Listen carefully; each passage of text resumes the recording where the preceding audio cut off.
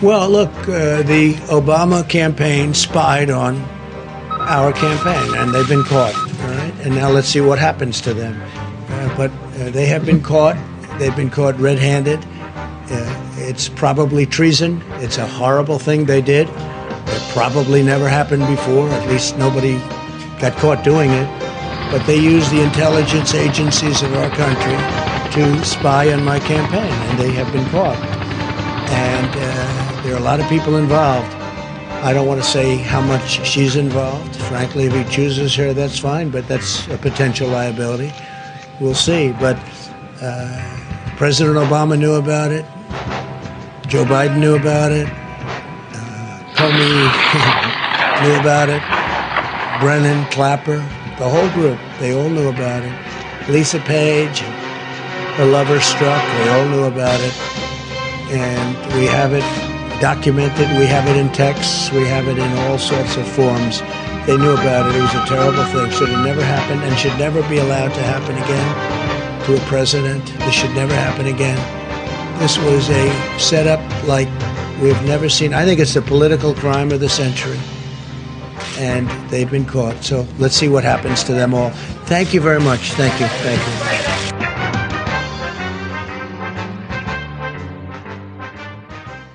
It's a slogan, it's a motto. So it's universal, and people are gonna gravitate towards it because what the hell, Black lives do matter. But at the same time, we gotta look at the substance behind the symbol. That's important. Do I think it's completely focused on Black lives in general?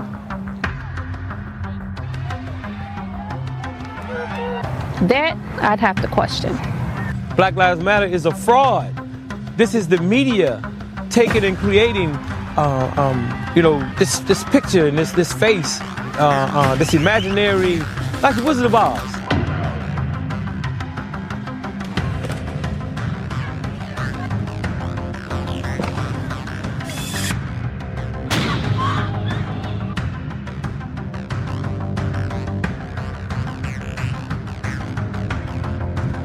You can listen to us,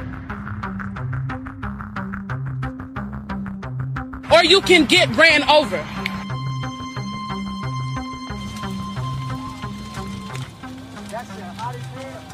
Mark Carter, M-A-R-K-C-A-R-T-E-R. Yeah, T-O-T-I-O, Hardiman, H-A-R-D-I-M-A-N. Beatrice Boyce, V as in Victor, E-T-R-E-S-S, last name Boyce, B-O-Y-C-E. I grew up right here in this community here, West Garfield, East Garfield, the Henry Horner Projects, Avalon Park on the south side, the Austin community. I know a lot of these young brothers and sisters out here. I'm a Black woman that's living in Chicago that has raised 6 children. And I wasn't but 19 when the system kidnapped me because of mass incarceration that was led by the Clintons. Because everybody's going to try to connect themselves to a particular movement that appears to be taking charge, so to speak, okay? Because right now, one of the biggest misperceptions in the media that every time something's organized, they flip it under the Black Lives Matter banner. This media is influencing these young white college students to get involved with this, stop the killing rallies and all these types of things. Wherever a march happens, they want you to believe that that's Black Lives Matter. That's the media's job. That's what they do. They promote what they want to promote. Their agenda is to use these young people to undermine the real Black agenda to turn things around in the Black community. This so-called Black Lives Matter movement, they're not in these communities. It's all a hoax. And what they do is attach that hashtag to anything that's going on. But it's not real. What's the benefit to protesting and marching with Black Lives Matter? What's the true benefit of that? If they really want to fix this system, it's not about marching. We've been marching since Martin Luther King. Where have we gotten? We're 40 years nowhere. Nowhere. And I don't know how many Black people are within that organizations that are really fighting holistically, wholeheartedly for what Black people really need, what we need as a community, as a whole, as a race of people to really get us economically to the top. That's my focus, and that's my concern. But I'm going to call a spade, though. I would like to see some of that millions of dollars they receive trickle back down to the community here and help some people for real. If Black Lives Matter, the $100 million you got, spend some of that money out here with the brothers and sisters in the city.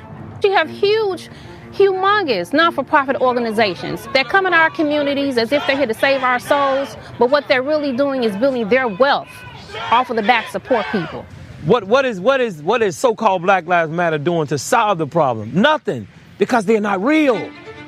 These are nothing but communist groups. And so people like George Soros funds these fictitious groups to then come out and keep up this confusion, and the issues are never resolved. They're never resolved because it was never meant to be resolved. A lot of my life work has been around building horizontal shared power movements because we know that that's an effective way to create a crisis in the social domain. It's not resolved by a candidate. It's resolved by, through an ongoing, continuing struggle for social justice. It's only to keep up confusion. It's only to dismantle the government if they can. This is what Black Lives Matter is all about. The same democratic liberal machine working its way through this LGBT community has been the same liberal machine that has starved our communities, that has worked along with some of our own elected officials and even some of our own leadership in our communities to lock us up and lock us out of opportunities. Some of the leaders in the past have failed the people. Unemployment is still high for African American people.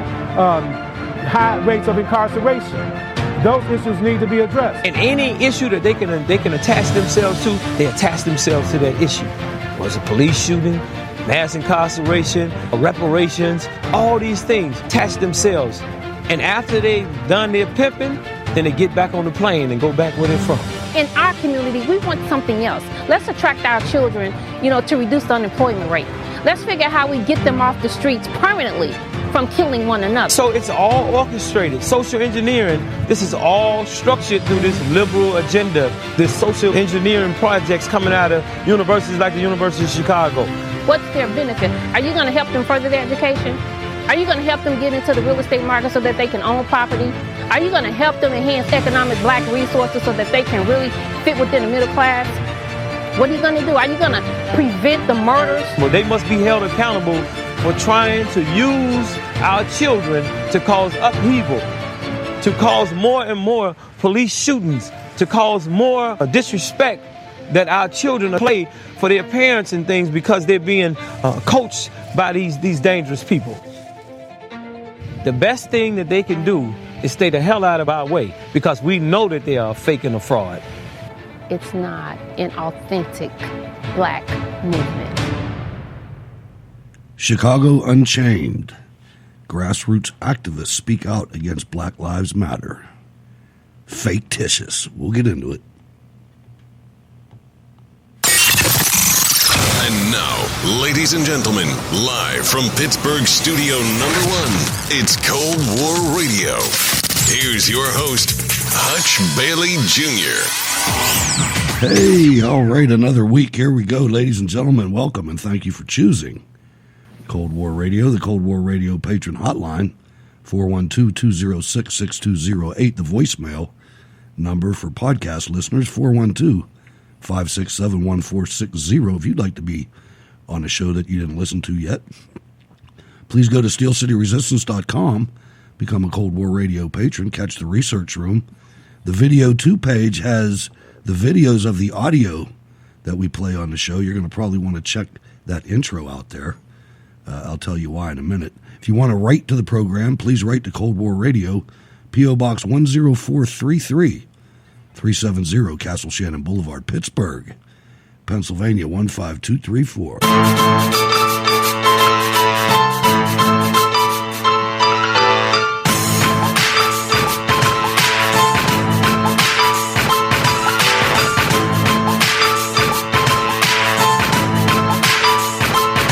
A high-powered bumper for a high-powered episode. Let's go to the East End of Pittsburgh and welcome Ward to the show. Hello, Ward Miller. Good evening, Hutch, and my fellow bacon-loving enemies of the state. How's everybody doing tonight? I always forget that line, and it cracks me up every time. That's what we are. I'll tell you, I got a lot to talk about on that. I want to go over that intro first, though. That was 3 people. They all put their names out.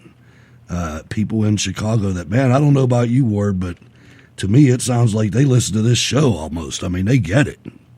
Sure. I mean, anybody, the reason they get it or it resonates is because it's common sense. That's all we talk. I mean, we're not, coming up with, the theory of relativity. This is common sense stuff, and it just makes common sense. Soros is behind it. Anybody with half a brain can see that, even though Fox News doesn't want anybody to know that George Soros is a, evil person. He is too. Spooky dude. But the woman, he looks creepy as hell. The woman brought up a good point. I've been reading a couple articles in the last few days. One was by Kurt Schlichter, and I don't know who the other one was by. I have to find out. But they basically both underlined the fact that, there's really three. There's an evil group of people like Bill Ayers, who, if you look at the video of that intro, is in that video. And he is cited as the founder of Black Lives Matter. One of the founders. He's from the University of Chicago, which was also called out. Is. And, he's featured in that video with his Black Lives Matter T-shirt on.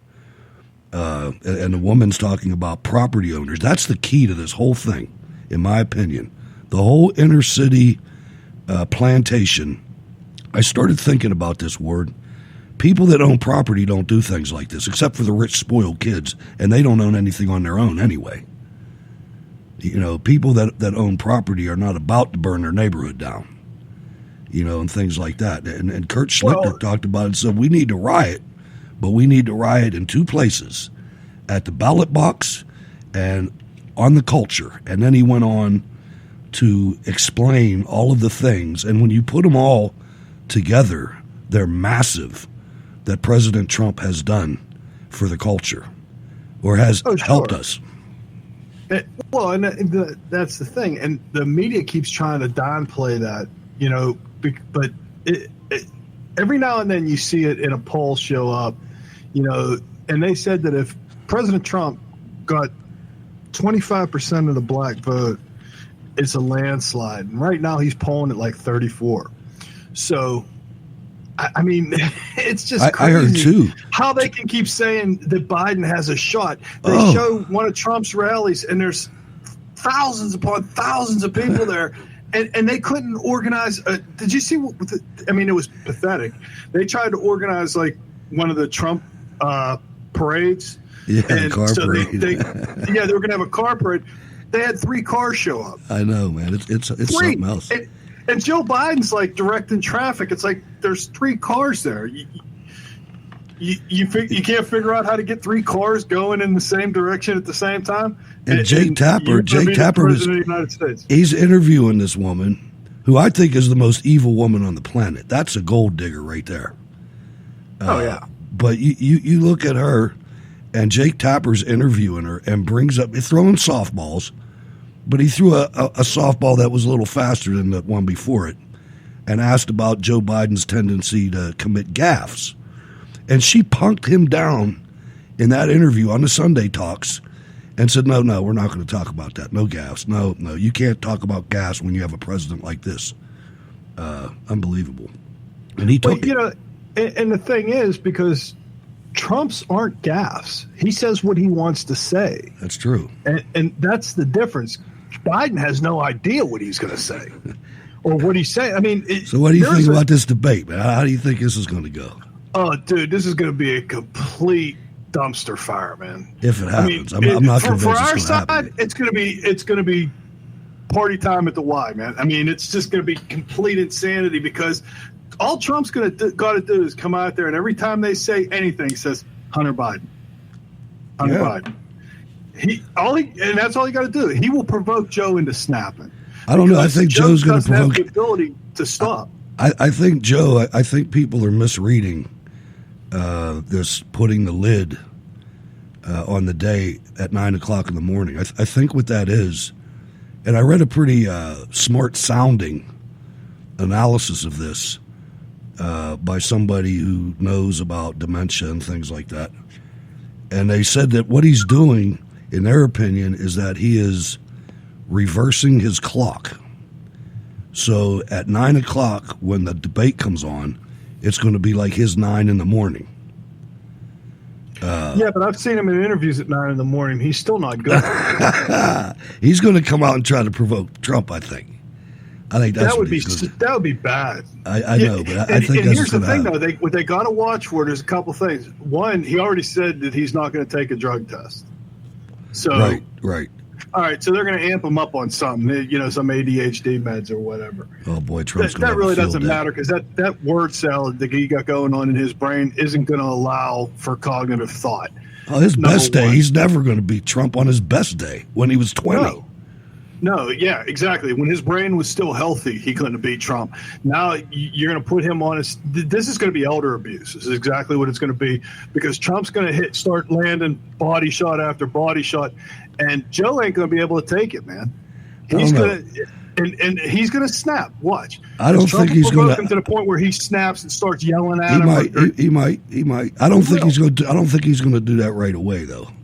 I think he's going to kind of because nobody's really been able to really analyze this guy because he's never out.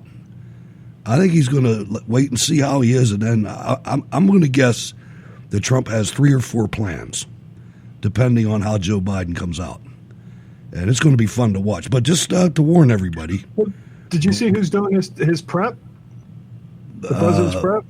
Yeah. Giuliani and Chris Christie. Yeah, I did see that. But screw Christie. I couldn't care less about him. But Rudy's the man. We'll see. We'll see how it works. I don't think that President Trump needs that much prep. And I think he alluded to that. He said, you do this too much, and it's too much. It's an overload. He's just going to go out there and be himself.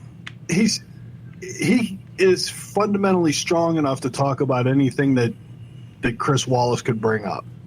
But it's going to be one of those things where President Trump, can you explain the theory of relativity? Joe, what color is this orange? Indeed. And it's going to be, Chris Wallace is going to go with the false news reporting of the New York Times. The first question is going to be, even though it's been debunked, that's going to be his first question. And then he's going to turn to Joe Biden and say, you feeling okay? Is it warm enough for you in here? Then he's going to go back to Trump, and he's going to say, there's reports out that you went to North Korea and slept with Kim Jong-un's sister. Was he in the room with you when you did that? Mr. Biden, is it did he be on the bed? Yeah. I think Chris Wallace is going to he's either going to ruin himself or save himself tomorrow. One of the two. He's nope.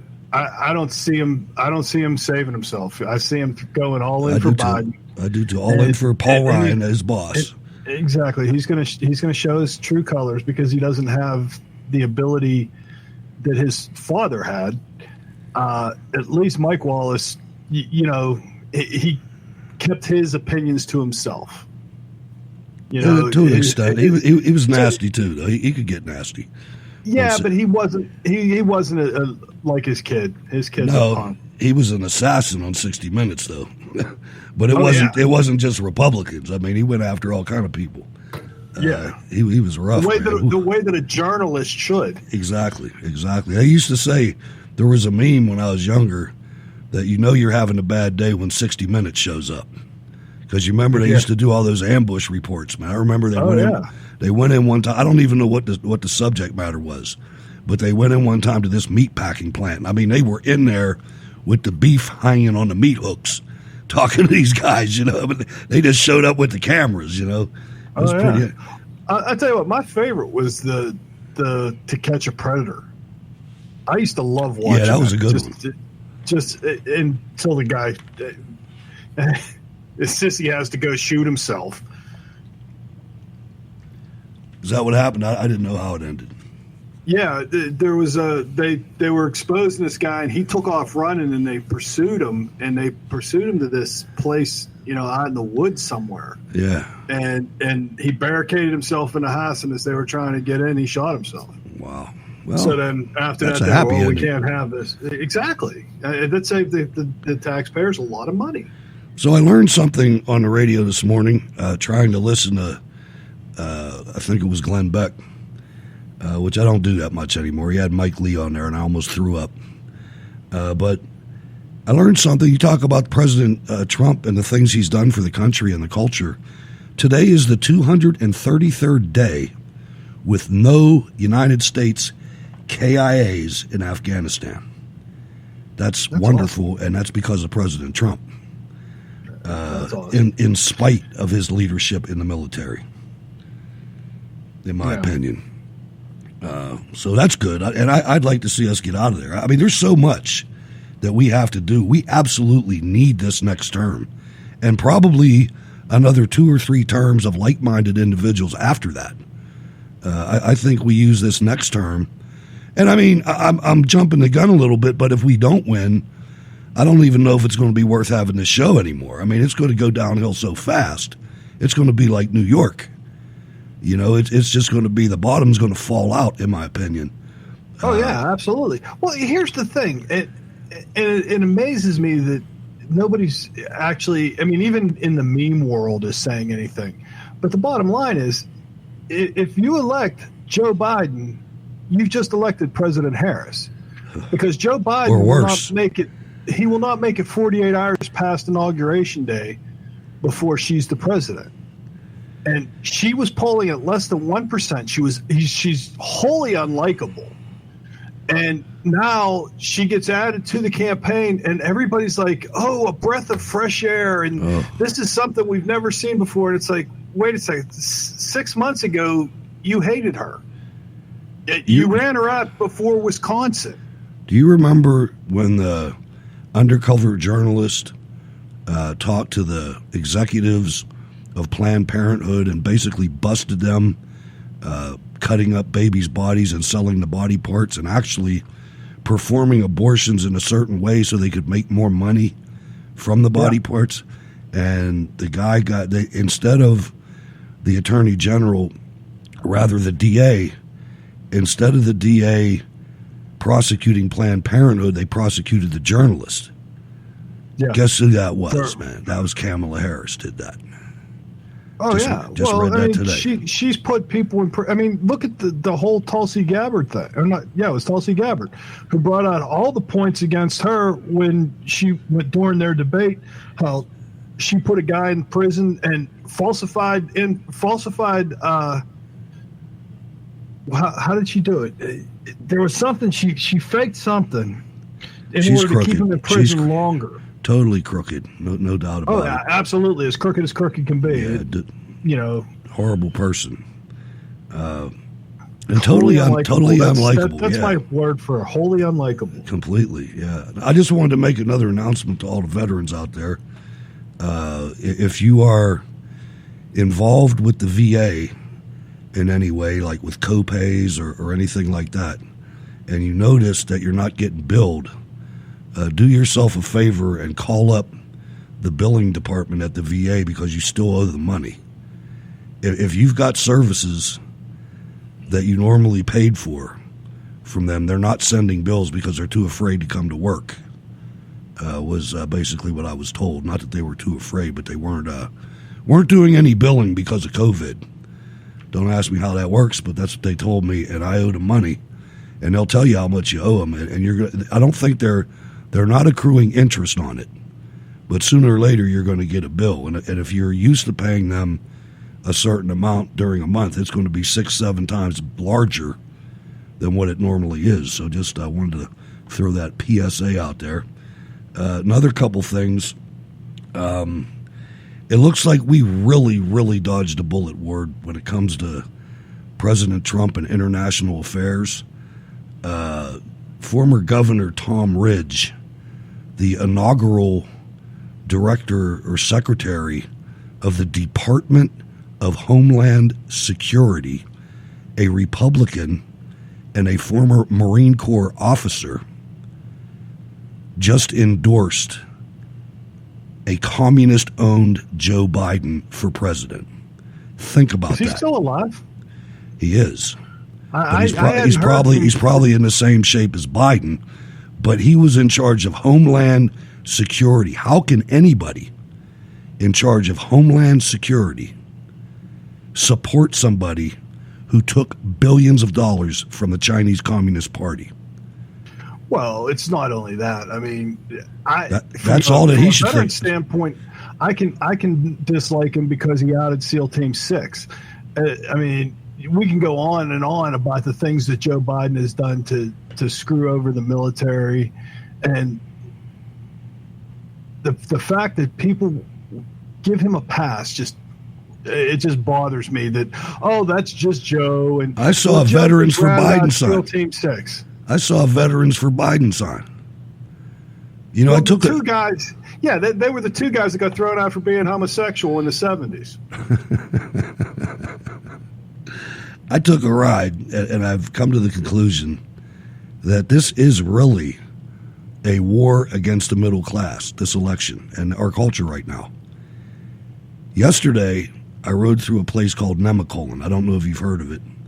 It's basically a very, very rich community that at the center of the community is a giant world-class golf course.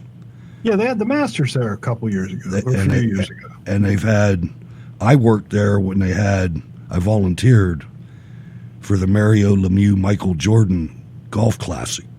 I ran the motor pool of golf carts because that's what I did in the Army when I was an NCO. But anyway, multi-million-dollar houses, Biden signs everywhere, Ward, everywhere. Unbelievable in that community. Then today, I went to my stomping grounds where I grew up, and a pizza shop that I like caught on fire a year or so ago, but they set up shop in another place while they're redoing it, Pizza Italia on Liberty Avenue in Bloomfield. And I went back on Juniper Street where their backup facility is. They took a piece of Sancholi's Bakery, and they're making takeout pizza for theirs. I went and got a pizza just to try to help them out. And I took a ride through the exclusive areas of Shady Side and Squirrel Hill. I didn't see one Trump sign. All Biden signs. And the thing that pisses me off the most is this is big money. This is old money. These people made their money because of capitalism. Now, they did. The ones that are there didn't, but their grandparents did. Here's the thing, though. Here's what I'm thinking. And I agree with you because I see a lot of Biden signs, and so it's like you don't need that. You're probably the guy that drives around with a mask on. But when these people go out and they put out their Biden signs or whatever, the silent majority doesn't. And this is the exact same thing that happened last time. And we talked. It was I wasn't on the show then, but I knew you guys talked about it. And that's what it was. It was the silent majority just coming out and saying, okay. And it's the same thing with the polls. Who you voting for? It's either I'm not decided or Biden or Hillary at the time. And so, Hillary's going to win in a landslide. That doesn't mean what I tell a pollster and what I actually do are the same thing. So that's exactly what happened. All the pollsters thought Hillary's a shoo-in. There's no way that she can lose until the silent majority spoke. And that's what's going to happen again. I guarantee it. Oh, I don't think I don't take any stock in the strength of these voters. I just find it ironic that almost every one of those Biden signs also had a Black Lives Matter sign. And there's not a black person living within 10-mile radius of the place. Well, they got to show that they're woke. That's what it is. It's exactly what it is. It's the same as I got to be a hipster because it's cool. No, it's not cool. You're an idiot. What I thought was cool was did you see what Trump just did in Oregon? This was brilliant because all the DAs are playing turnaround. So as soon as somebody gets picked up for rioting. I was going to say peaceful protesting, but I can't even make myself do that anymore. When they're out there rioting and whatnot, and they were getting picked up for starting fires and that, and the prosecutors were just letting them go, turning them right around. What they did was they deputized them as federal agents. I saw that. Yeah. And because now that they are federal agents, they don't go to the local DAs. They got to go to federal prosecutors and. Barr's having them tried for sedition. Oh, that's lovely.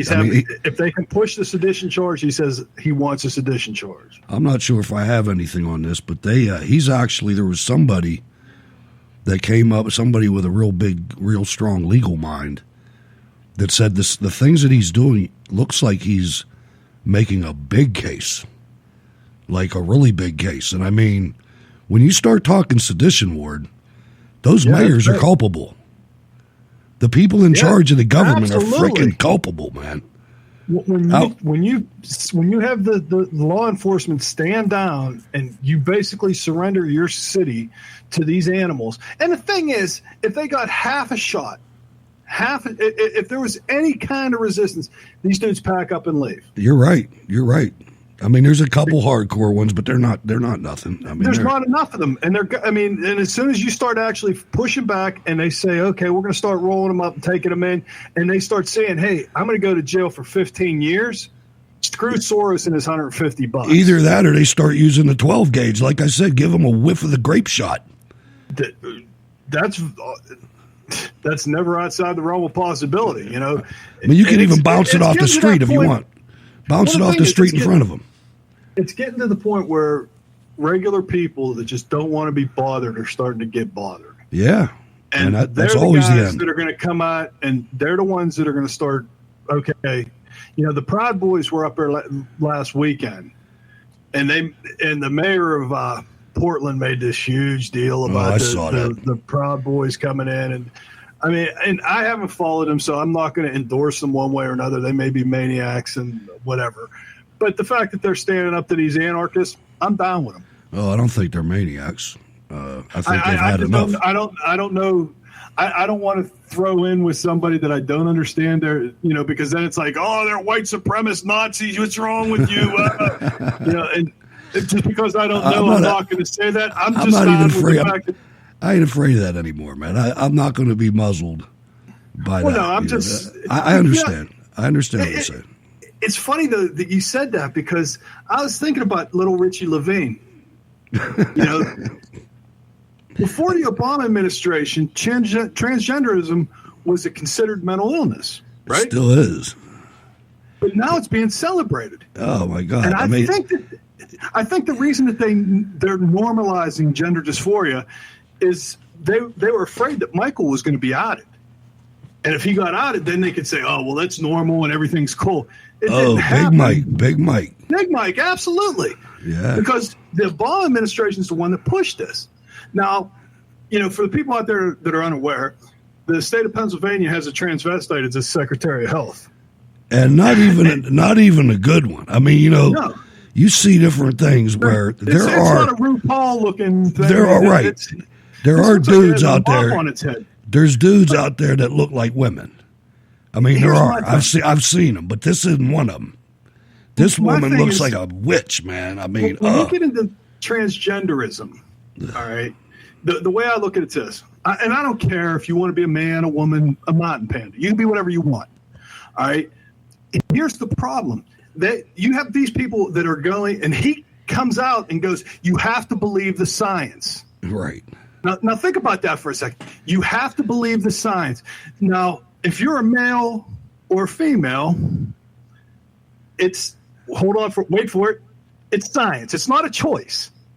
A key variable in the composition of men versus women stems from sex chromosomes, which more than 23 human chromosomes in each cell generally have 2 X chromosomes in their pair, and males have an X and a Y chromosome. That's science.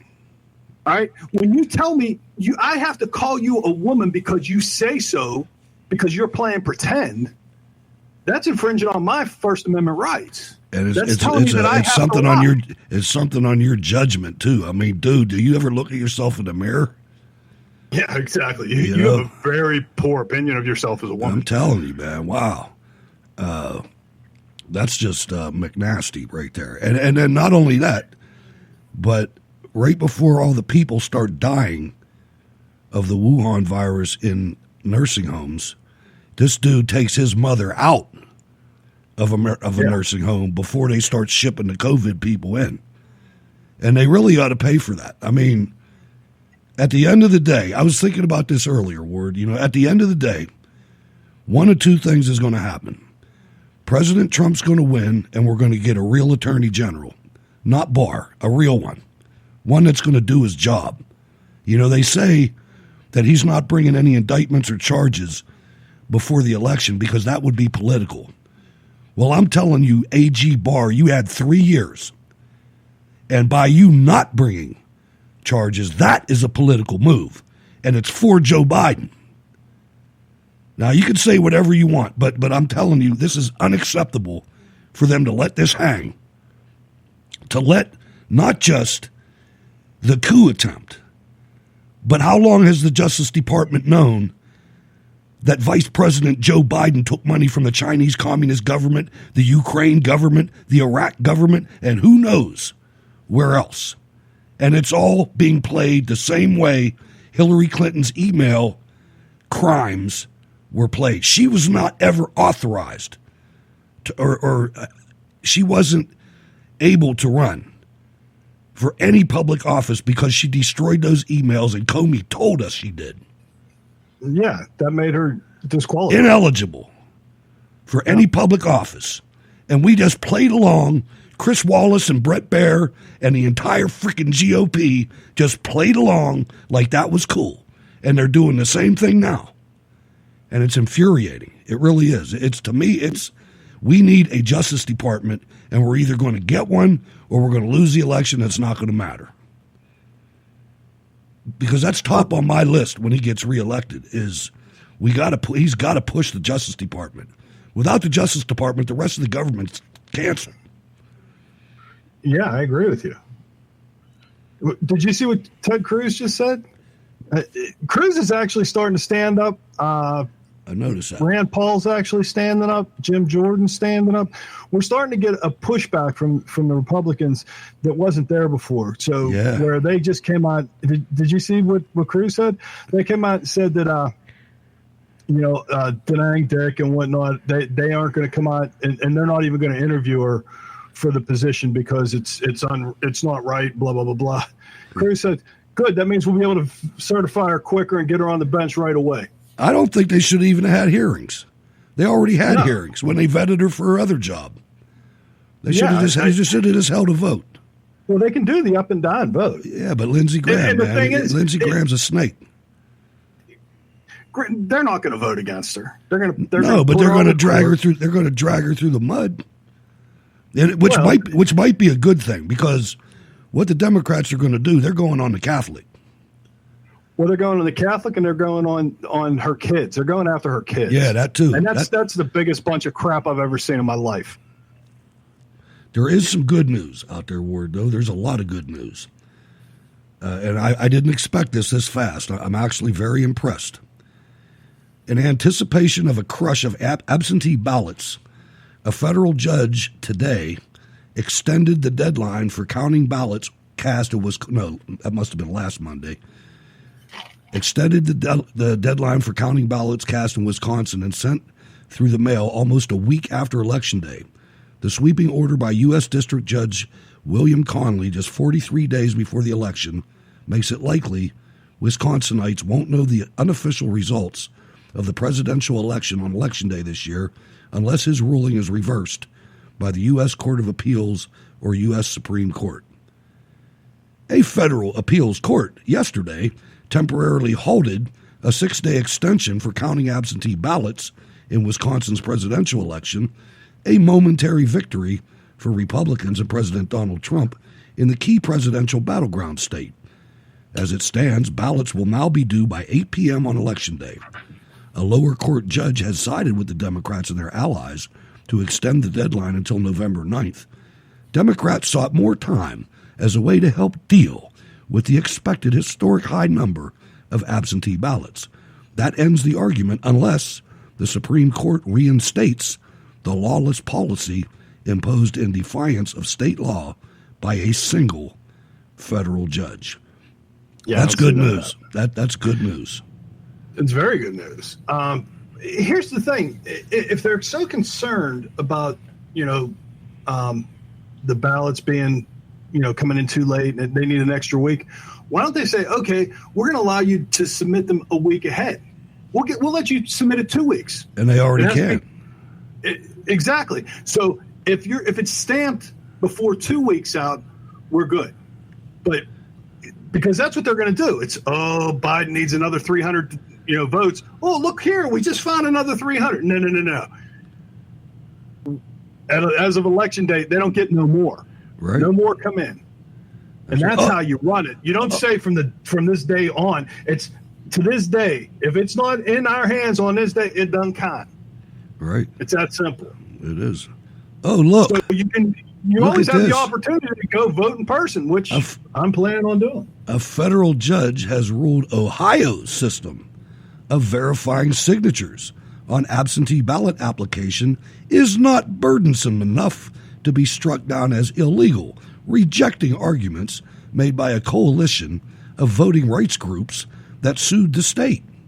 U.S. District Judge Michael Watson wrote that while Ohio's signature matching requirements impose a moderate burden on voters, they have other options to cast a ballot if their vote is improperly rejected, including casting a provisional ballot on Election Day. He agreed with Ohio Secretary of State Frank LaRose that the state has a legitimate interest in promoting an orderly and secure election, justifying the burden. That's 2 wins. I'm feeling a little better about Mitch McConnell's confirming federal judges, Ward. Yeah. Well, I mean, that's another one of those things that the media hasn't talked about, but quietly in the background. I mean, we talked about it on this show, and anybody who listens to this show knows all about it, that Trump broke up the Ninth Circuit. And when was the last time you heard the Ninth Circuit put a kibosh on anything? Right. No, it's excellent. I mean, it used to be anything that happened, the Ninth Circuit was the first. The Ninth Circuit ruled that Ruth Bader Ginsburg cannot be buried. She must stay in the Supreme Court. From now on. We can't fill her seat because the Ninth Circuit is blocking it. The Ninth Circuit is unheard of anymore, which is outstanding. It is. There's still a lot of psychos left that Obama appointed, though. He appointed some real doozies, man. My God, he must have got the list from Soros. I can't believe that he left so many open. What an idiot, man. I mean, he left over 100 open, and McConnell hasn't been messing around, man. He's been churning them out. I think most of them are filled by now. Yeah, they're pretty close. Now there's another development. Well, here was the question, though. Why didn't Ginsburg step down when Obama was president? And that's the thing. The media is all up in arms, and how her dying wish was that he didn't fill her seat. I don't care what your dying wish is. The Constitution says that it's going to get done. And he asked her to step down, and she said no. Right, and that's on them. She got that immortal gene, she thought. Exactly. Works for me. Well, she's going to be voting by mail. Twice. Exactly. Speaking of that, while we're on that, let me just cover this right away. Let me scroll down because it was for toward the end of the show. But that being said, I just want to break something out here for you guys. The Trumpinator has confirmed, after this one, will have confirmed or nominated 3 Supreme Court justices. But I don't think it's over yet, Ward. Stephen G. Breyer, Associate Justice, was born in San Francisco, California, August 15th, 1938. The dude is 82, Ward. And I think he's about almost done. So we'll see if... they'll be riding in the streets and Trump gets another one. Oh, he's going to get another one. He's going to get that one. I said that at the beginning of the Trump administration. I said it. You could hear it. It's in the Wayne Dupree Show archives. I said he's going to get 4. I called it way back in 2015, 16. He's going to get 4 justices. And I'm not backing down from that either. Now, I got a really big one here for you, Ward. This is, and ladies and gentlemen, this is Project Veritas. Yeah, I saw that. And this is in Minnesota. And the people that you're going to hear are going to speak a mixture of English and whatever Somalians speak. Swahili or whatever the hell they speak. Somalian, I don't know. Doesn't sound like Arabic. But there's a place where the guy starts talking in that language, and I'm just going to tell you what he says so you'll know when that happens. Numbers don't lie. Numbers don't lie. You can see my car is full. All of these here are absentees ballots. Can't you see? Look at all these. My car is full. All these are for Jamal Osman. We got 300 today for Jamal Osman only, said Liban Mohammed in a series of Snapchat videos. Let's listen to Project Veritas. James O'Keefe here in downtown Minneapolis at the scene of the crime. The person you're about to meet, Liban Mohammed, a.k.a. King Liban 1, boasts about the hundreds of absentee ballots in his car. Numbers don't lie. Numbers don't lie. Wajida gaarigaygu waa buuxaa. Waxaas waa absent ballot salka yaala. Soo ma jeedid? Yeah, it is Arabic. Waxaas oo dhan soo ma jeedid? Waa buuxaa gaarigayga. Waa buuxa yaala. Waxaas kullu waa Jamal Usman way. Fiiri. 300 clear maanta soo dhacday oo Jamal Usman. Yeah. There was video. You could see the video. There was a video out and about that he has the ballots in his car. Right. And talking about the only way you can win is with money. I was looking at them and they were not filled. They were blank. Who is the one filling out the absentee ballots? People who work with, like Ilhan Omar. Where do they pay the money? The minute we sign the thing, the election, that's what you get paid. Money is everything. Money is the key in this world. If you ain't got money, you should not be here, period. Marka odayaasha waa loo codsadaa. Waa loo codsadaa ha. Waana laga qaadaa. Waa laga qaadaa ha. At the end of this street, yes, there's 3 towers called Horn Towers. Okay. And it's all seniors, and they took every ballot. Every ballot. They just take them from them. Every single ballot. They knock on the door and say, your ballots come, give it to me, give it to me. They don't even pay them for it. They just take it. No. And the ones that didn't vote on ballots, the young people and the women and stuff, they were paying cash. They were getting bags of money the last 1 week here to drive people. So there's a vested interest, but we are victims of the system. They don't give a shit about anything. That's what happens when you get a Skype call in the middle of the Who is the one filling out the absentee ballots? People who work with, like Ilhan Omar and other candidates who work for them. They came to us to our apartments. They tell us that this year you're going to vote for it. You don't go nowhere, you stay home, we will tell you fill out for your absentee ballot. When it comes, we'll come and get it. You just don't go nowhere, you stay here. They fill it for us.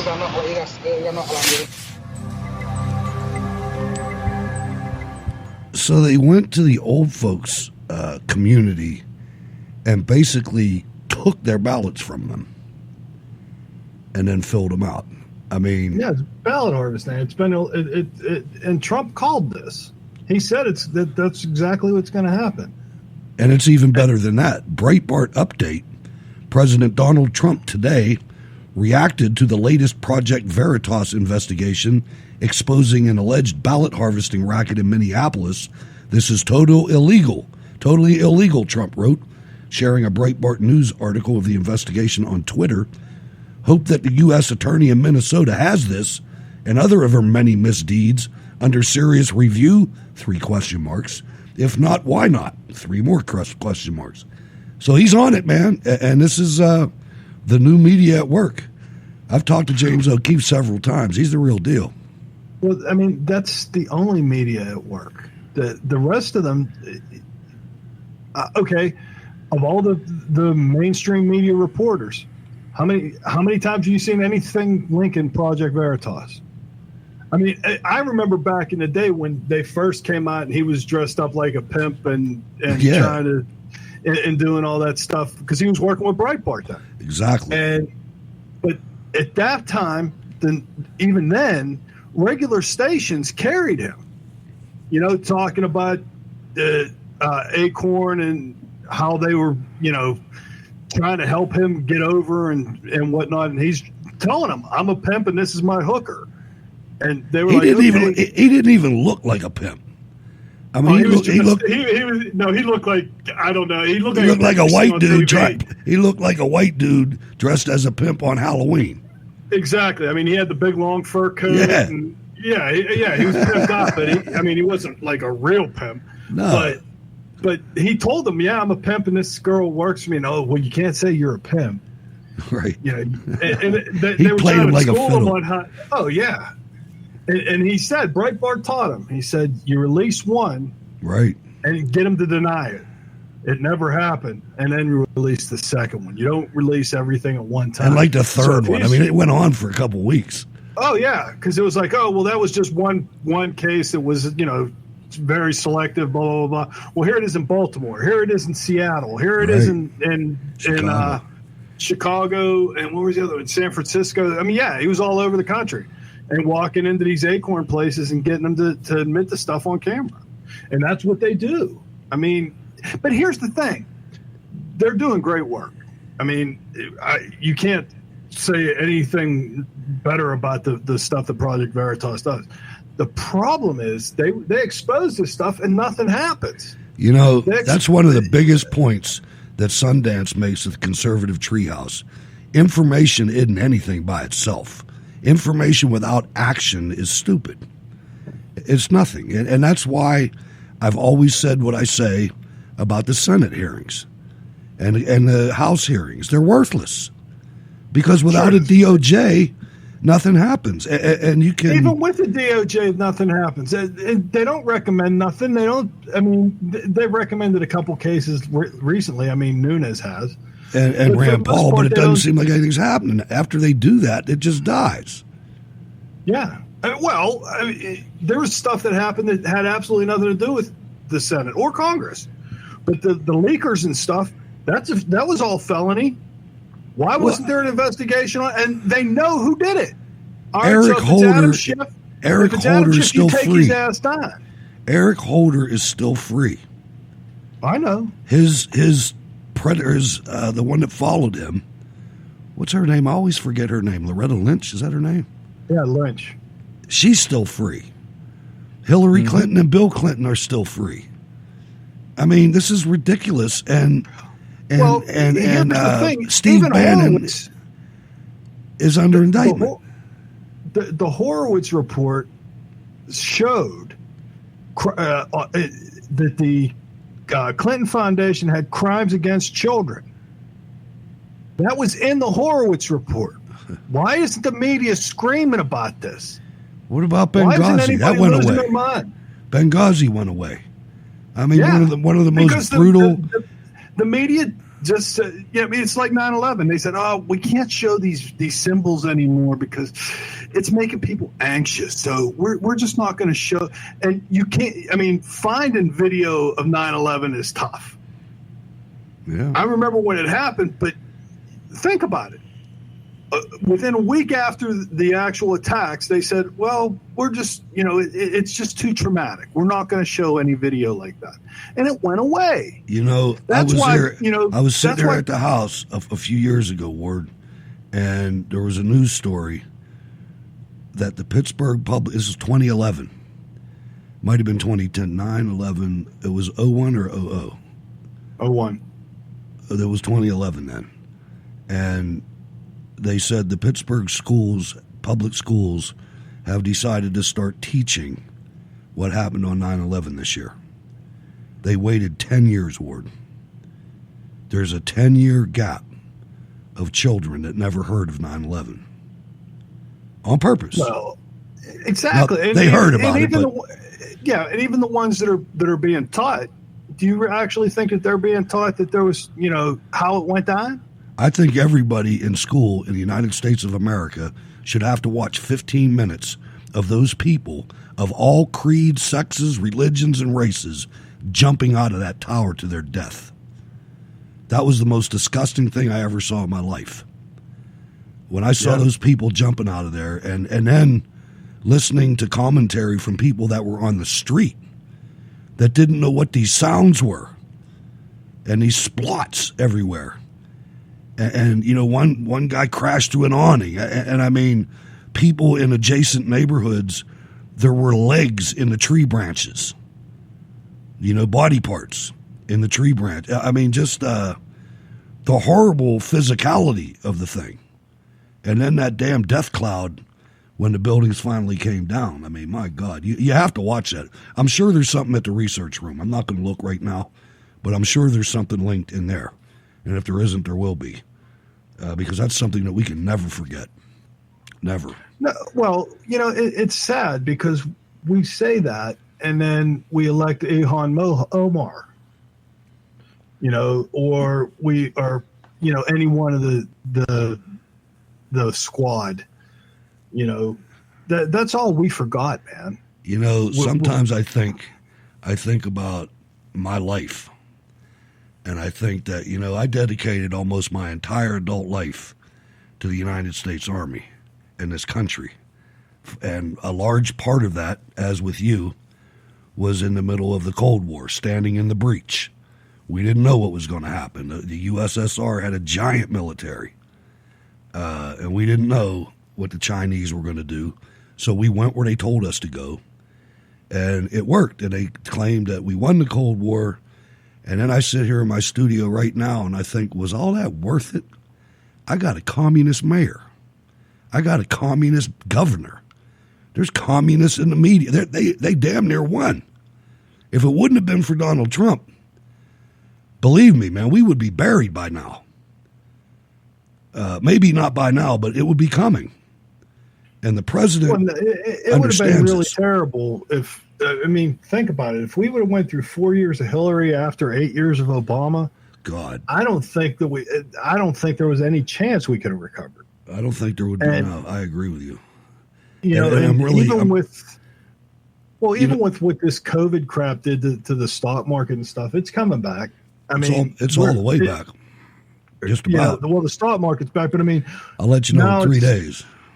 Well, now we got to get the rest of the people back to work. Oh, I know. No, you're right.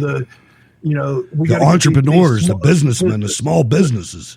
Absolutely. They let all the big businesses ride. All the Black Lives Matter supporters and Antifa supporters, like Walmart and all that, they all survived. All the chain restaurants survived. It's the individually owned businesses that are hurt.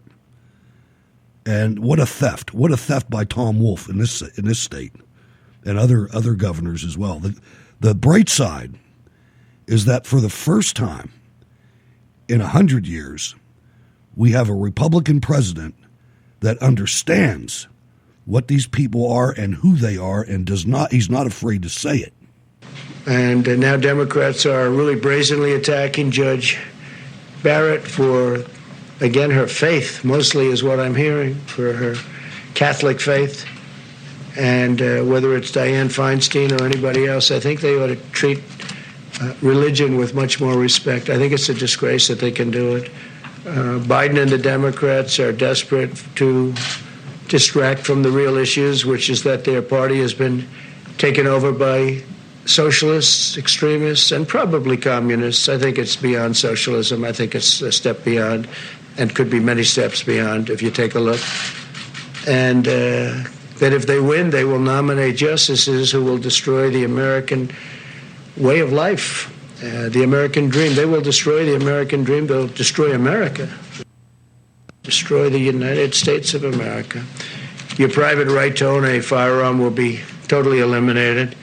Your guns will be confiscated. Your ability to live by your religious faith will be devastated. They'll abolish America's borders and give government health care to illegal aliens, which will destroy our health care system because so many people will pour into our country. That's a tremendous incentive. On voter fraud, as you know, hopefully there won't be a very big movement, because hopefully we're going to be able to win. I think we have the massive movement. I think we're going to have a tremendous victory. There won't be a transition, because I can't imagine we call a transition if we win. They talk about, will there be a friendly transition? Of course there will, but we have a big problem, and you see it every day. You see it happening every day with ballots. We are gravely concerned about the Democrat assault on election integrity. In Brooklyn, 25% of mail-in ballots were ruled invalid in June's Democrat primary. You saw that. in a special election in New Jersey, 20% of the ballots were thrown out, and 4 people are now being prosecuted for fraud. It's all in the mail-in ballots. 35,000 mail-in ballots were rejected in Florida's primary, and 100,000 were rejected in California, and that's just the beginning. A week after Pennsylvania's primary, half of the counties were still counting ballots, and you'll be counting them here because this is a much bigger version of all of that. Indeed, and like I said, it's very refreshing to finally have a president that is not afraid to say what he sees in front of him. And man, have we needed that for a long time. Ladies and gentlemen, you are listening to Cold War Radio with Ward Miller and Hutch Bailey Jr. on the Steel City Resistance edition of the show. Don't go anywhere. We'll be right back. The very First Amendment in the Constitution of the United States of America gives us the freedom to express our opinions and ideas in many ways. Speech can be weak, speech can be strong. Speech can be words, speech can be song. Speech can breed love, speech can breed hate. Speech can be poor, speech can be great. There are so many things that speech can be, but above all else, speech must be free. This message is brought to you by the NAB Education Foundation, the Broadcast Education Association, McCormick Foundation, and this station. One America News Network, your leading source for the latest breaking national and international news. With nearly 4 times as many headlines as the other networks. Straight news, no speculation, no opinion, just the facts. Complete coverage 24 hours a day, 7 days a week. One America News Network, your source for credible news. Keep America great.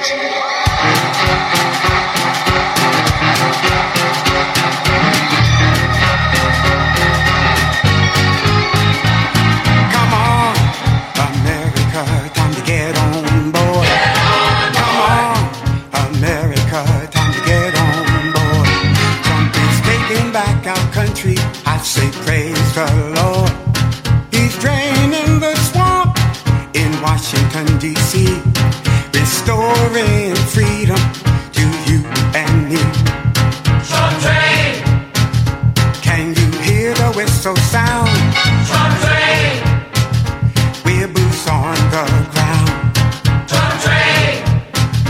Don't you feel the engines roar? Trump train! Kick so the door. He brought back jobs. They said it couldn't be done. He's making deals to keep us number one. Trump has heard your urgent call, keeping his promise to build a wall. We will live by the words of our national motto, in God we trust.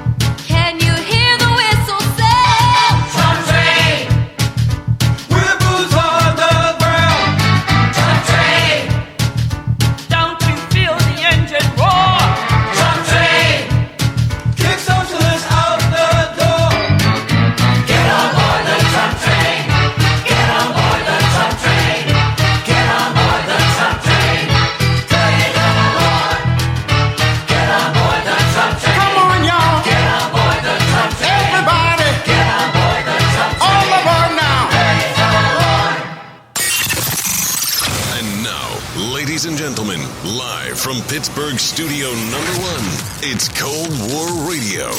Here's your host, Hutch Bailey Jr. All right, welcome back, ladies and gentlemen. You're listening to Cold War Radio. You knew that already, though. I hope everybody's hitting the like button and giving us those reviews on iTunes and everywhere else and sharing the show. If you can manage it, you can go to SteelCityResistance.com, become a Cold War Radio patron, and you can tell us what we're worth every month, and we appreciate every last one of you. We also appreciate all of our listeners. Some people are not in a position to help us, and that's okay. You can share it, though. Share the show. Help us out that way, and we'd certainly appreciate that. Now, we have a little bit of bad news from the campaign. Ward, a guy I really liked, former Trump campaign manager Brad Parscale, was hospitalized in Florida yesterday evening after allegedly threatening to commit suicide, according to local reports. Parscale, 44, was demoted by the Trump campaign several months ago following the troubled Tulsa, Oklahoma rally and Trump's stagnant poll numbers. Former campaign manager for Donald Trump, Brad Parscale, who was replaced by the president less than 4 months until November's vote, was reportedly armed with a gun and threatening to harm himself at his Fort Lauderdale home on Sunday afternoon. Fort Lauderdale police said the armed subject was transported to Broward Health Medical Center, where he was placed under a Baker Act. A statement from President Trump's campaign communications director, Tim Murtaugh, states, "Brad Parscale is a member of our family, and we all love him. We are ready to support him and his family in any way possible." So our prayers go out to him and his family. He was really, I think, instrumental in the 2016 campaign. He was the guy that brought out the information at the rallies that so much of a percentage of these rallies were in fact Democrats and were changing their parties. I mean, like 20 and 30%. It was pretty amazing. But, you know, Ward, the president doesn't play. If you're on your A game Monday and you're on your B game on Tuesday, you better be careful on Wednesday. You may be unemployed on Wednesday. That's for sure. That's true. You know, here's the thing that bothers me about that, though. And we've talked about it on the show. The fact that these polls aren't even close to being right. You know, and it has to be so tough to be, you know, Trump's campaign manager, just because everybody gauges everything by the polls. And if the polls aren't right, we saw that the last time the polls weren't close, and I think it's going to be this. I'm quite positive it's the same this time. In fact, I think it's going to be a bigger landslide this time. But that's what it is. I mean, when you add the threat of physical violence to the mix, which is what we have this time that we didn't have as much of last time.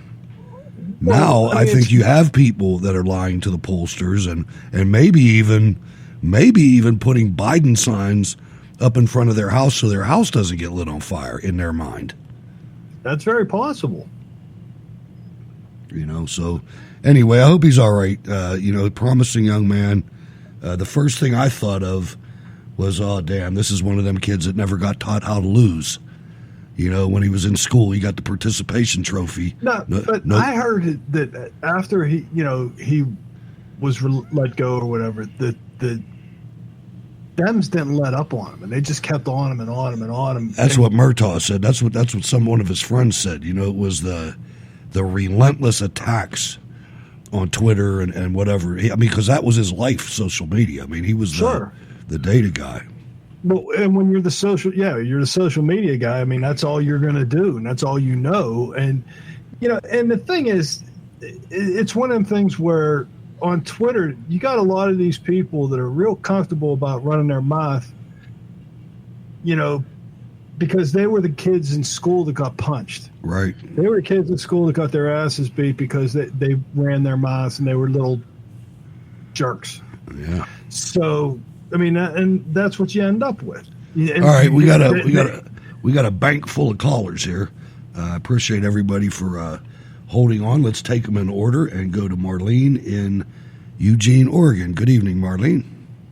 Hello, Hutch. I work. Hey, how you doing? Not bad. Oh, goodness. Where do we start? I was going to talk about Project Veritas, but we've already covered that enough, so I won't bring it up again. I did see the whole video, though, and it's creepy, man. It's not even. It's creepy. They're not even like Americans, man. I mean, we're being taken over, man. Yeah, I think they've got to be. I don't know if they're Somali. They're definitely Somalians. Right. They were definitely Somalians. I always thought Somalis were black. No, not the. Most of those people weren't white. I mean, but anyway, go ahead. Well, the other thing too. I mean, that's what Obama planned. I mean, he jammed them all into one district in Minnesota, knowing that eventually they're going to have Omar, or they're going to have enough votes in there to get somebody like Omar elected. And granted, the fact that they're ballot harvesting doesn't help. And don't forget this. Don't forget this. The congressman in that region resigned from Congress to take the attorney general job in Minnesota. So when you couple ballot harvesting versus Keith Ellison is the top law enforcement officer, he's the guy that wouldn't release the tapes of George Floyd. Right. And I mean, there's a sedition candidate for you, attorney general, right there. Yeah, you put that guy in prison. He killed a lot of people by what he didn't do. But anyhow, moving on from that, this is a story. I put it in the chat room. It kind of hit home with me a little bit because I've been to this town in California where David's father lives, down in Colusa. There was a student, he was doing remote learning for school, and apparently he had this great big Trump flag in his bedroom, and the teacher got mad at him and says, either you either take it down or you adjust your little video cam so that I can't see it. Ugh. And I was really proud of the kid. That's a teacher. Yes. Teacher, this is a little, probably middle school or high school. I think it was high school. Yeah, high school kid. The true answer is eat me. This is my house. Right. I mean, we've gone so far. Remember when we were in school, every inch of the way, the First Amendment was taught to us. Yes, it was. I never had any of that garbage happen when I was in grade school. We were taught the opposite. Exactly. And then, luckily, I'm proud of this kid, though. He shuts off his computer instead of taking the flag down. And I went, good. Good on the one hand, but he ought to be in class. I mean, these kids aren't learning anything. He should be in class, and I know that everybody in Colusa, haven't talked to my father-in-law that much, but I know that they're all cooped up down there. And yeah, they should be in school, but they're not. I told you that Glenn, I was at a hoagie shop yesterday. I was getting a hoagie. That's a sub or a grinder or whatever. Right. I know what a hoagie is. So they don't call that out here, but I know what you're talking about. I'm in line at this. It's a chain called Jersey Mike's. I don't usually go to chains, but they got, Ward, you got to check this out if you haven't. They got a roast beef that'll knock your socks off. But I'm trying to order, and I'm telling this guy, I got the mask on, and he got the mask on, and I'm like, yeah, I want it Mike's way, but I'll put a little salt on the roast beef. Huh? Salt the meat first. What? I took my mask off. I said salt the roast beef first. And I put my mask back on. These kids can't hear what's going on in these classes. There's no way you can. Well, and it's funny because I've noticed that because they do, all the woke reporters do it on the news now. And so they're reporting from wherever, and you can't understand them. They got the microphone in front of the mask. Exactly. Exactly. What the hell? I worked on tanks for 25 years, man. I'm trying to read your lips, dude. Take the mask off. Exactly. Yeah. Anyway, what else is happening? Oh, I saw, I don't know how recent it is, but I think she put it out a day or two ago. Millennial Millie. She's got another video having to do with some of the protesting that has to do with the upcoming election. It's probably good. I wonder whatever happened. I wonder whatever happened between her and Alex Jones. I don't know. From what I understood, I was listening to that lawyer guy who's out of Montreal that Rocky listens to, and he mentioned that she didn't work for him as an employee per se, but she contracted with him to do, or with the organization InfoWars. Yeah, that's how it works. Yeah, but maybe I'm wrong. But anyway, what I was understanding, now I could be wrong too, was that she wasn't a direct employee, but she may have contracted with them, which is possible. Same thing, really. I mean, that's the same thing. Okay. I mean, I guess. I mean, I don't know. I'm not into contract I don't law. either. I'm not a lawyer. Heck no.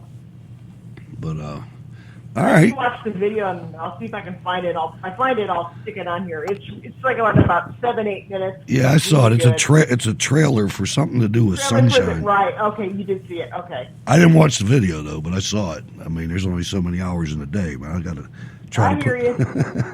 But, I know. I feel that way too. All right, Marlene, thanks for calling. Always appreciate it. You're welcome. All right, let's go to Sean in California. You're up.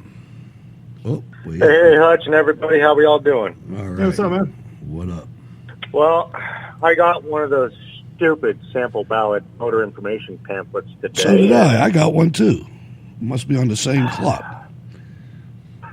Well, this one includes little commie Adolf Newsom's little executive order. All voters will be mailed a ballot.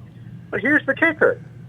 On the back of the little pamphlet, you know how it says, notice, your location above may have changed from past elections. This is a quote that I'm reading from this pamphlet that I'm reading to you all right now, so that way nobody gets confused. The location will be open for in-person voting starting October 31st through November 3rd.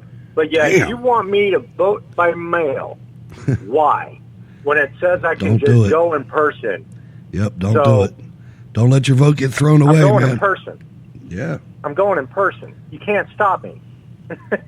It's Good so for you. ridiculous. Everybody should do that. Everybody should do that. I mean, it's the only way, we have to, on election night, it has to be so decisive that there's no way the mail-in ballots count.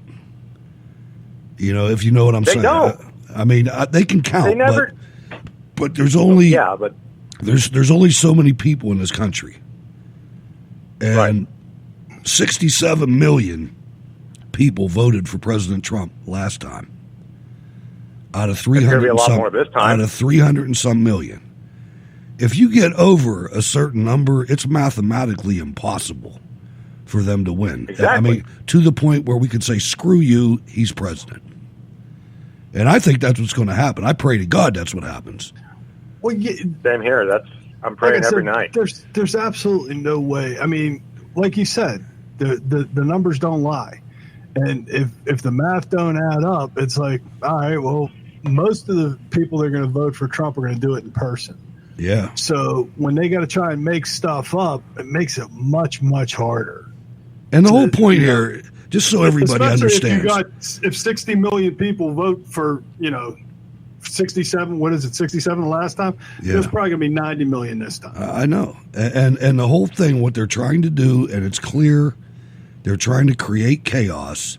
And if we keep a cool head and go in there and vote in person, and I'm talking about you take everybody in your house out to vote, man. I mean, well, that's why they're trying to get everybody, set up so that there might be, Trump's not going to leave office and Trump's not going to accept the loss and, this kind of thing. And it's like, okay, if you look at Biden had an online town hall, right? Yep.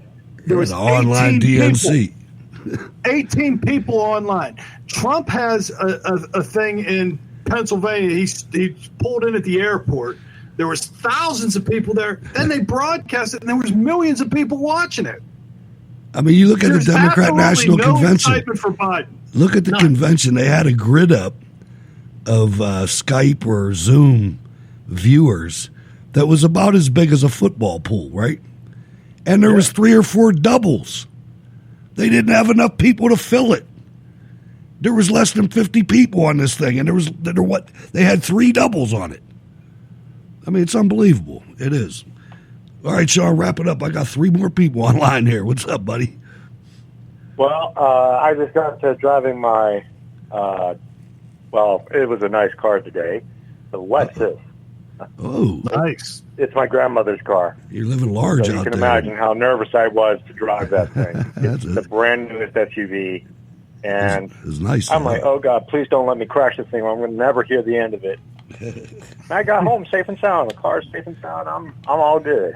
Good for you. Now, what you do to help your cause is go wash and wax it for your grandmother for free. Pretty much. That's what I do. Well, I do want to give you some more good news. In a few days from now, this is going to be my last class with this driving instructor.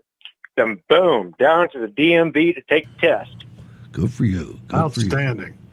Keep us posted, I'm hoping man. to God I pass. You will. You will. I want the hell out of this state. Yeah, think positive, man. Think positive. Right. All right, Sean. Thanks for calling. That's my update. Appreciate it. See ya. Peace out, guys. Take it easy, man. It's 106 miles to Chicago. We got a full tank of gas, half a pack of cigarettes in the dark, and we're wearing sunglasses. Hit it.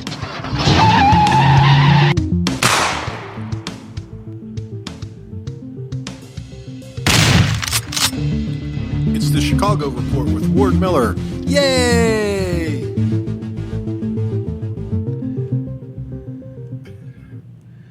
This week's Chicago Report is just for this past weekend. We're sticking to weekends.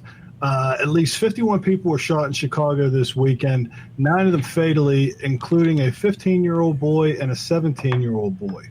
Meanwhile, a stabbing in the city's west side this weekend left a 5-year-old girl dead, while another woman was found stabbed to death in North Branch of the Chicago River. So now they've even escalated from, well, guns aren't killing people quick enough, so let's start stabbing them. I honestly believe Chicago was safer when Al Capone was in charge. I don't know, man. It's out of control now. That's for sure. And when you look at the fact that if it's true, I mean, if Bill Ayers, we know that Chicago is Grand Central Station for communism in the United States, and it has been for over 100 years. A lot of the Union violence and bombings that were communist in nature happened there. And you had, I forget, I mix up their first names. Is it James Brennan or John Brennan? Anyway, Brennan was a communist and voted for a Chicago communist for president when he was 18. I mean, it's sickening. It really is. And I can't believe that she comes out and tries to defend it. You know, she comes out and she's doing the same thing as Nancy Pelosi and getting her hair did, except her hair is kind of questionable. Yeah, Beetlejuice. Yeah, Anyway. that's questionable. The problem, I mean, the thing is, too, is none of these Democrats do anything. They don't do anything to suppress any kind of or try and make anything better. I mean, it's just, Except it's themselves. crap. They make themselves better. That's They make themselves richer, but it's like, okay, there was 51 people that were murdered in Chicago this weekend. Well, shot. There was only 9 of them that were actually killed. But 51 people were shot. So there's 51 families that are spending weeks on end in hospitals and whatnot. And these evil mayors, that's the only word I can use. And ours is just as bad. They don't do anything. Nope. They show up, and it's the same thing as Biden. You show up, you say, hey, how about vote for me? I'm going to give you everything you want, and I'm a Democrat. And Orange you get man these bad. Democrats. Orange man bad. Exactly. And especially here, I mean, if you run as a Republican, you lose. It doesn't That's right. matter what. I mean, you run for dog catcher as a Republican, you ain't got a shot. No, you're right. Let's go to the Commonwealth of Virginia and welcome Regina to the show. Good evening, Regina. Hello, Hutch. Hello, Ward. Hey, how you doing? Good. Oh, I called you. I called one of the main reasons I called to to some little bit cheer in Hudson's I guess mood. Okay, explain. Okay, because I watched Dan Bongino because Dan Bongino he breaks everything down. He does. And pretty much there was a document dumped this past Friday that we didn't know about, and apparently there is a lot more going on behind the scenes than we know. Because right now what they're doing is what they're doing right now is pushing all the information out. And then they kind of sort of wrapping people up because right now, I think from what Dan Bongino is saying, it's going back into the CIA. From what he's going, he said the FBI is caught because they was trying to get insurance for the crimes that they knew that they was committing. Right. So that's kind of sort of slightly kind of sort of, wouldn't you say that there will be fraud? Well, sure, but then add to that the fact that the CIA is involved because Brennan was involved. Yeah, they say he's the guy that started it all. I mean, he's the guy he was that point man for the whole thing. I'm sure he was. Mm-hmm. Yeah. Yeah, and get this, from what Dan Bongino explained is that apparently the Democrats were working with the Russians because the spy of course they were. that they got involved in all this, he was Russian. Of course they were. They always have been. That was, if you've listened to me for any amount of time, and I know you have, I don't know how far back, but from the very first day that the Russia collusion incident came up, I was baffled because I was under the impression that people knew at least almost as much as what I did about how these people had operated in the previous 50 years. And I couldn't believe that they were going to try to say that the Russians colluded with one of the most successful capitalists the world has ever produced, Donald Trump. He's the antithesis of the communist ideology. Exactly. And the Democrats have been opposite of being a communist. Exactly. And Ted Kennedy and the rest of them were caught talking with the KGB to try to keep Ronald Reagan from getting elected. I mean, McCarthy called it out, and they made a demon out of him. I mean, they actually busted people. And for the country to believe that the Russians would go with the Republicans against the communist Democrats, I didn't think America was that stupid. I was wrong. Well, think about this, Hutch. When we were kids, I mean, the worst thing you could possibly be called would have been a communist. Absolutely. We were fighting the communists in Vietnam. They were killing our brothers and our parents. Yeah, but now the Communist Party openly endorses candidates, and candidates seek that endorsement. You know, the communists endorse Biden. He's, apparently they seek that type of endorsement. It's something else. Yeah. So the thing from what I'm gathering is that this is going to be what they call paper evidence. And every time Barr or Durham think they have the case wrapped up, they found more evidence. And then I hope you're right. And then they got to redo the whole case over again because they got to go back and re-talk to everybody. I hope you're right. I hope you're right. Right now, the military is coming up next, from what I gather from Dan Bongino. Well, they should. They should. I've said that it doesn't give me any pleasure to call out the officer corps that I was a member of for years, for decades. But these people, it's clear, it's obvious. It's obvious. I listen to H.R. McMaster and I think, my God, man. My God. You people are power hungry. That's all you care about. Yeah, because that's why a lot of these generals and stuff are panicking. Well, they should. Because they're going to get they slowly get wrapped up into it too. Oh, they should. I mean, when you have a country that's not a democracy, folks, that's a representative republic with civilian control of the United States military, and you have 500 or however many it was, former deep state pigs coming out against the sitting president of the United States. Did you ever see any of them do that with Obama? Mm-mm. Obama was straight up communist. He tried to spread Sunni Muslim Brotherhood overthrows of every secular Arab government in the Middle East. Mohammed Morsi was installed in Egypt.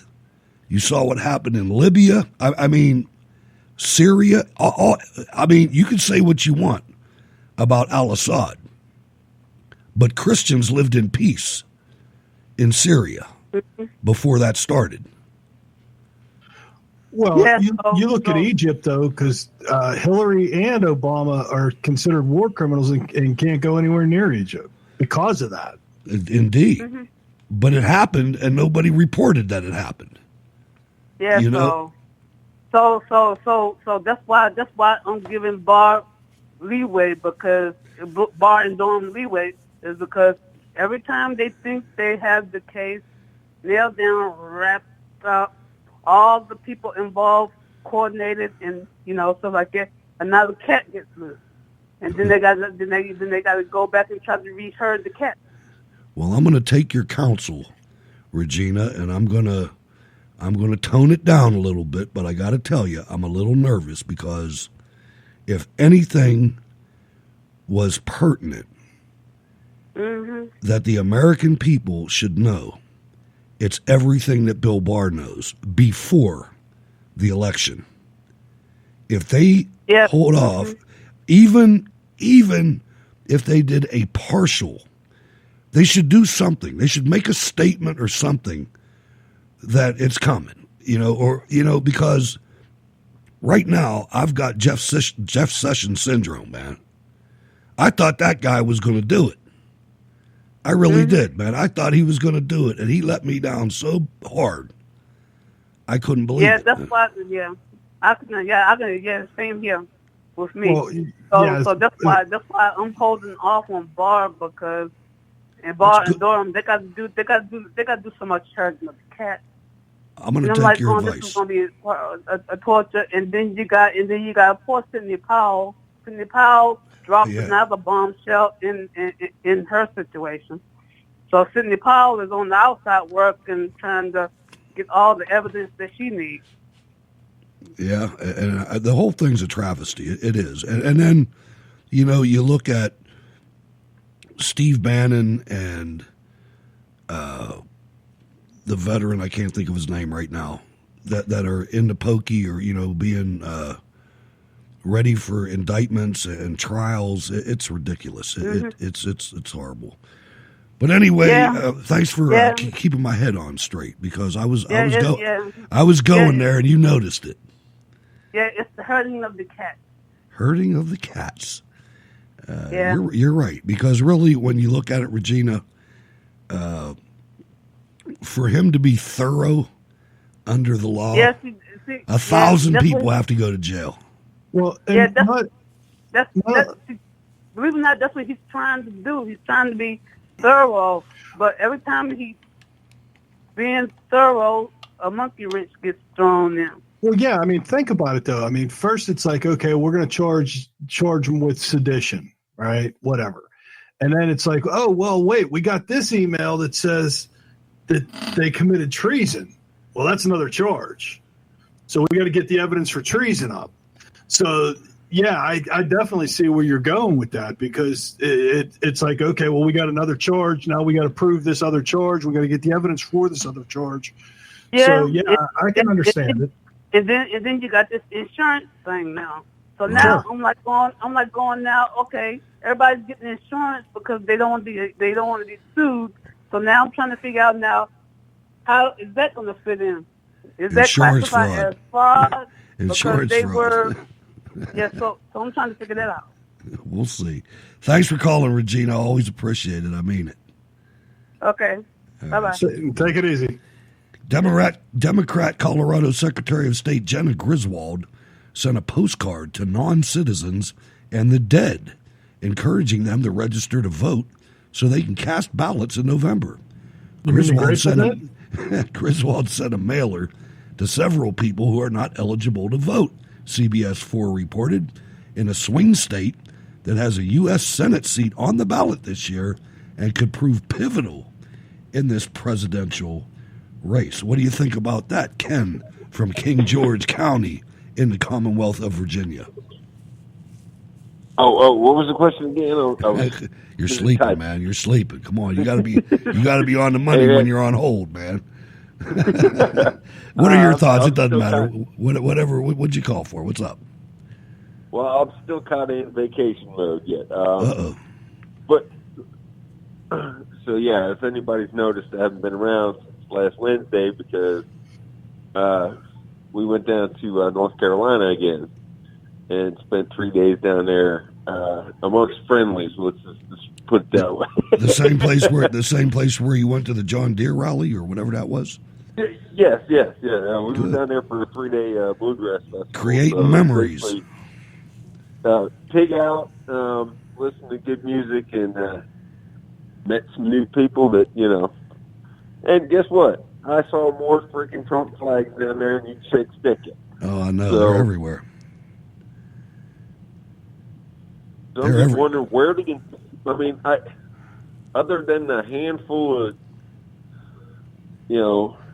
government people that I work with that are very social about, hating Trump online, I'm not seeing the enthusiasm provided anywhere. Well, let me direct you to the rich sections of town. So, because that's what I found. That's what I found yesterday and today. Well, they're all the ones that are woke, man. You go and find the multi-million-dollar homes, and you'll find the Biden signs. And I don't know. We talked about this at the beginning of the show. I'm not totally sold on the reason for it. I think some of it is a lot of them make their money with the outsourcing to China. I think a lot of them are like... I'm sure they do, but here's the thing, Hutch. Think about this, though. There's more poor people than there are rich people. And the poor people see, hey, Trump's doing good for us. I wouldn't say poor people. I'd say middle class. Middle class, okay. Regular deplorables, enemies of the state.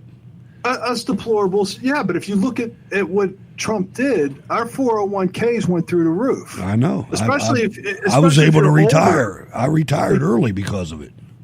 Exactly, and those are the people that are going to go and say, okay, I'm going to vote for the guy that's going to tax me into submission and take away my 401k, or I'm going to vote for the one who's building my 401k and I can retire early. I mean, that's what it comes down to. But the rich people don't think that way. The rich people aren't worried about that. They've got their money already. They've got it, and there's no risk to them. There's way more middle class people than there are rich people. That's true. So true. And that's my point. The rich people can have all the signs they want, but when it gets down to brass tacks, the regular Americans are going to go, I don't want this retard to be a president. So what else did you see while you were down there, Ken? Well, okay, just to touch on what Ward was saying, okay, one of the guys that works in my shop, I mean, every morning he comes in, he's on Fox News looking at, watching that little graph on the Dow, and he's eligible enough, he can, collect Social Security on, he can retire this afternoon, if he wanted to. And he was like, Trump gets reelected, Yeah, you're probably not going to see a whole hell of a lot of me after that, you know. And because he knows that he can retire comfortably and, you know, over the next 4 years, invest, you know, right. And, yeah, he's good to go. But, and that's a lot of people. I mean, anybody that has a retirement could do that. Now, I will give you and him some advice. Don't look at that shit every day. I look at my stock market performance one time a month, and that's it. And I write it down on an Excel spreadsheet. So I can tell you the last 10 years, George W. Bush killed my ass. I lost $50,000 because of that when the stock market crashed. I mean, I lost my ass. I lost it a little bit with the COVID, not near as much as with Bush. But the thing is that our economy under President Trump is not the same as the economy under George W. Bush or any of the Republicans before him back to 1980. Right. The economy that we're dealing with right now is Americans making stuff, not building websites, but making stuff and drilling for oil and gas and starting factories. That's what it's all about. And sooner or later, hopefully, our country realizes every time you go to Walmart, you're building a new Chinese tank. Yep. But one of the other things, so we were down there with the same guy that, you know, I worked with, well, I met him when I first got out of the Navy. We worked for Raytheon together. And, yeah, apparently he had some issues when we went down in July with the trailer. Him and his wife ended up trading it in. It's the same length, but this one now got a tip out. So got a little bit more real estate in the kitchen. And apparently he's still not even happy with this one. He wants to, you know, go a little bigger. I'm like, what, a horse trailer? A horse trailer no, or a camper? It's a 28-foot RV. Okay. I had one of those, yeah, 26 we're the only foot. ones to show up. Yeah, we're the only ones to show up with the horse trailer. But do you have horses in it, or just you guys? No, actually. So when we took it down to the Threshers reunion, I was like, you know what? I said, if I take this divider out where these horses go, I bet I could put this gator in here. That's awesome. And I mean, yeah, if it's, you know, so everybody else was running around on golf carts. Yeah, there was several gators and, you know, side by side and stuff. So we kind of fit in with everybody else. I was like, well, damn, we're taking that thing again. But, oh, yeah, this was the first camping adventure I've had where I've actually had to do some crazy repairs on the road. So, well, we get down there, and very, very often, or not very often, do we get a site, you know, or a lot of these horse shows, you can get electric and water, and that's it. You know, the sewer part is kind of a luxury. There's only a couple places that we've ever gone where, you know, you pay a little extra and you can hook up. But so this place, they were like, okay, for an extra $10 a night, all right, cool. They'll hook everything up, and I'm looking at where everything's hooked. You know, I'm like, broke out one water hose, had plenty there, you know, didn't have to break out my extension cords for the electric. Break out all my sewer hose, and I'm like, I'm about 3 foot shy. Oh, no. You gotta be that's a nasty operation anyway. You know it is. You know what I'm talking about. Yeah. So, luckily, you know, the people that were next to us, they were like, no big deal. There's a guy here, you know, on site selling all kinds of RV stuff. Okay, cool. So, unfortunately, by the time we got there, he was closed. But, you know, we're not going to fill up the tank in one night. So, make dinner, and we ended up eating over in Bob's new trailer. Well, the way the tip out worked, we were kind of like right on the line of the people that were next to us. Well, they had a bass player, a fiddle player, guitar players, banjo player, and they were like literally right out the kitchen window. So we started messing with these guys. We're like, hey, can y'all come over here like a mariachi band? And had a blast. All right. So we Good got deal. there, next morning, okay, send her with the gator, go get, to get me an extension, right? Well, the guy wasn't so much that he had to buy the whole kit with the adapter and the 90, and, So now I've got another 20-foot sewer hose. So I think I'm good to go with any place we pull into from now on. There you go. But go to hook this up, go to pull the valve out for the black tank. I'm like, man, this thing's kind of sitting a little crooked. Yeah. Somehow we snagged the valve on something. Probably when we went over the railroad tracks or whatever. This is nasty. This is going to be gross. Snapped the valve in half. Oh boy. I'm like, oh my God, what are we going to do? Ladies and gentlemen, just use your imagination when you think of what the black tank is. Yeah. So luckily it's not that big. I was able to drain it out. We most, not making it for the mess. Just go back up, talk to the same guy. You just have to have him down, boom, $12. We're back in business. So, yeah, I mean, but it was, at the time, like, okay, well, stuff happens, But other than that, yeah, we had a great time. All right, good to hear it. And met some great people down there. Spent 3 days down there, and I got to see 2 bands. Because we were either listening to other people across the road, play, or we were hanging out with the people that were camped out next to us, and they were bringing food over. And we had a blast. It was just great to just get away, not think about what's going on, just have a good time. There you go. Well, that's always a good thing. That's why I have my camp, and I retired from camping and got a camp because when I go up there, there's I don't have to bring a whole lot. But anyway, thanks for calling, Ken. I appreciate it. I'm running out of time, sir. Okay. Well. All right. There's Ken from King George, man, my man. Hey, Hutch, we got some breaking news. Hit it. Trump just landed a 3rd Nobel Prize nomination, producing peace in the world in a way which none of his predecessors did. And it says President Trump locked down his 3rd Nobel Prize nomination after a group of Australian professors nominated him based on his Trump doctrine. Sky News Australia reports eminent law professor David Flint is among 4 Australian law professors who are nominating U.S. President Donald Trump for the Nobel Peace Prize on the basis of the Trump doctrine. Outstanding news, ladies and gentlemen. He continues to roll.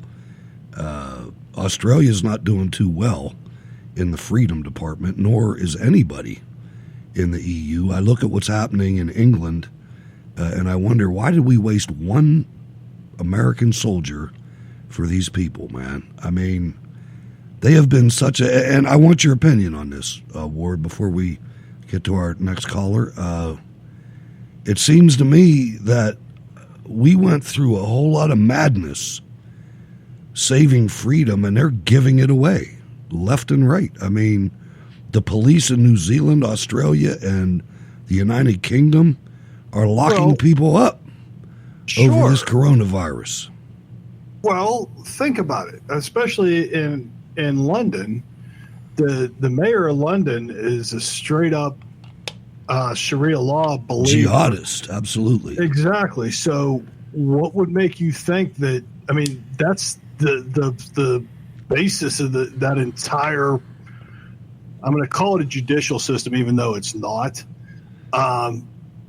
But I mean, it's all based on oppression. So of course they're okay. You can't go out of your house. The next thing is going to be Muhammad told him you can't go out of your house. And I'm laughing, but you're right, man. But I mean, that's the way it is. In Germany did the same thing. Every country over there cut their own throats when they start letting these. What were they called? They weren't. What were they called? When they were on the flotilla and all that other stuff, they were refugees. Yeah. Except they were all refugees that were fighting age, between 18 and 24. And males, military age males. Yeah. traveling by themselves. You know, there's no women involved. But they're refugees. Sounds to me like it's an invading force, but that's just me. I know. All right, let me set up Ralph, who's calling in next from Missouri. BrahMos, Akash, and Nurbe.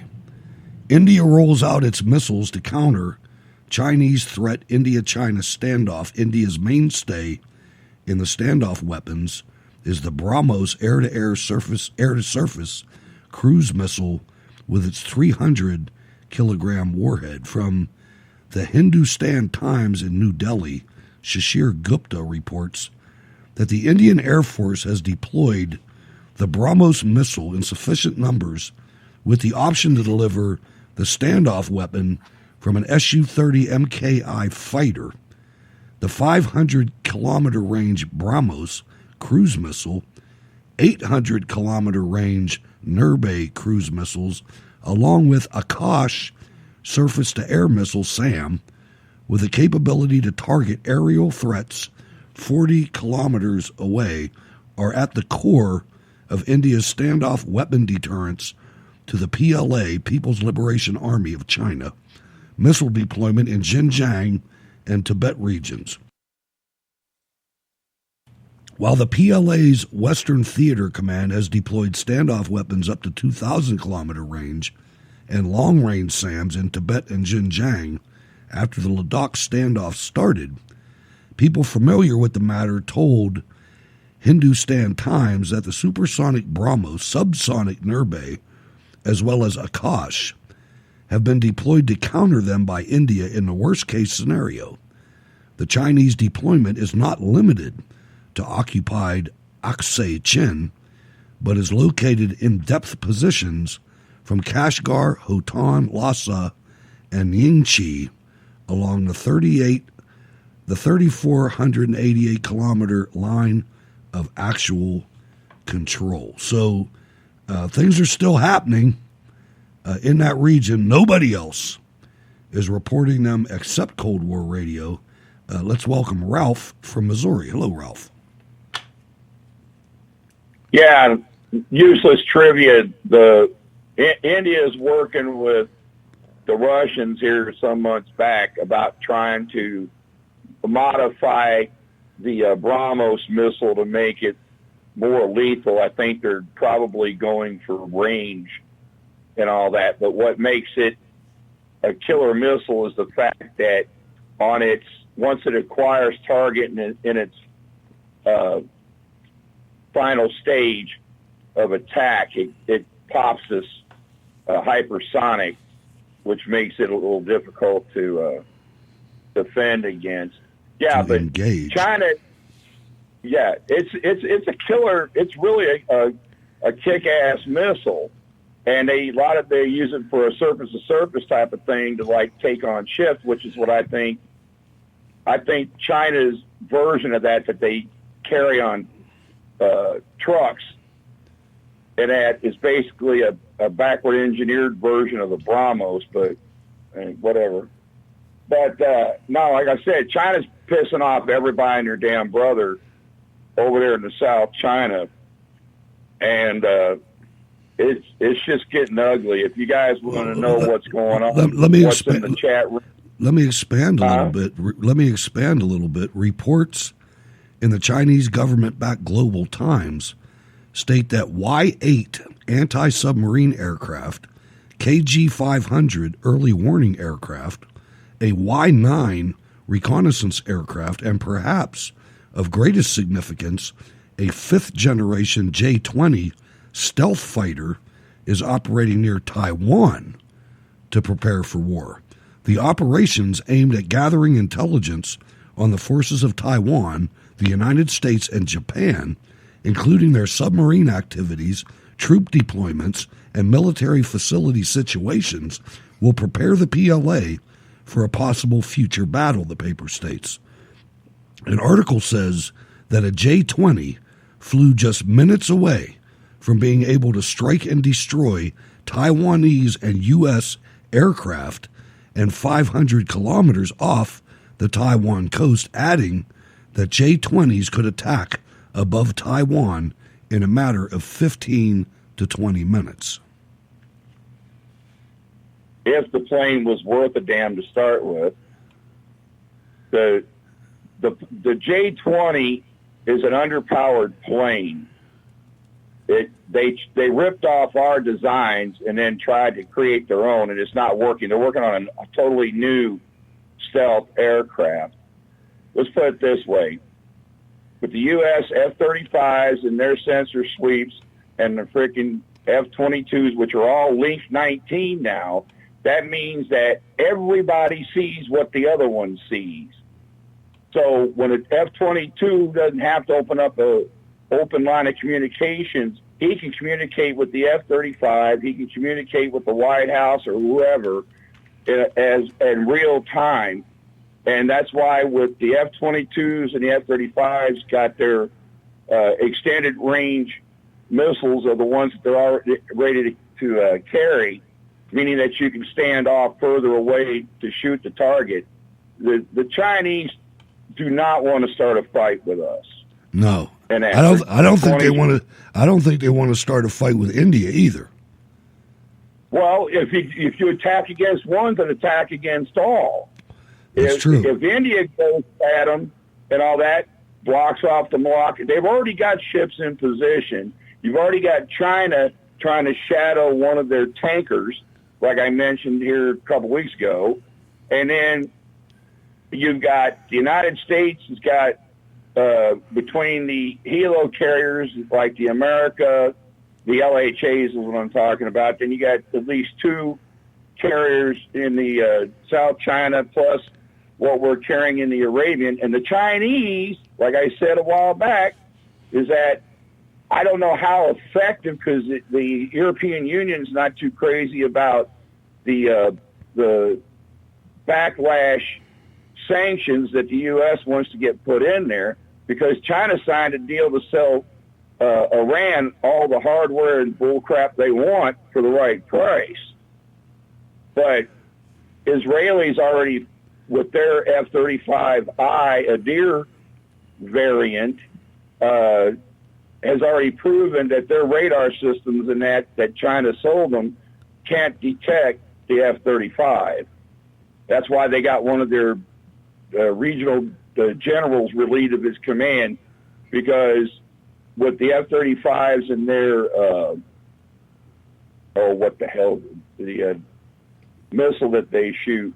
But anyways, it's a small missile, and they took out one of their Russian anti-aircraft the batteries that was protecting, I think it was an S-300 or an S-400 unit. Now, the United States recently has just sold 66 F-16 Viper variant aircraft, because Taiwan has a lot of outdated F-16s. We also sold them some Patriot Block 3 batteries.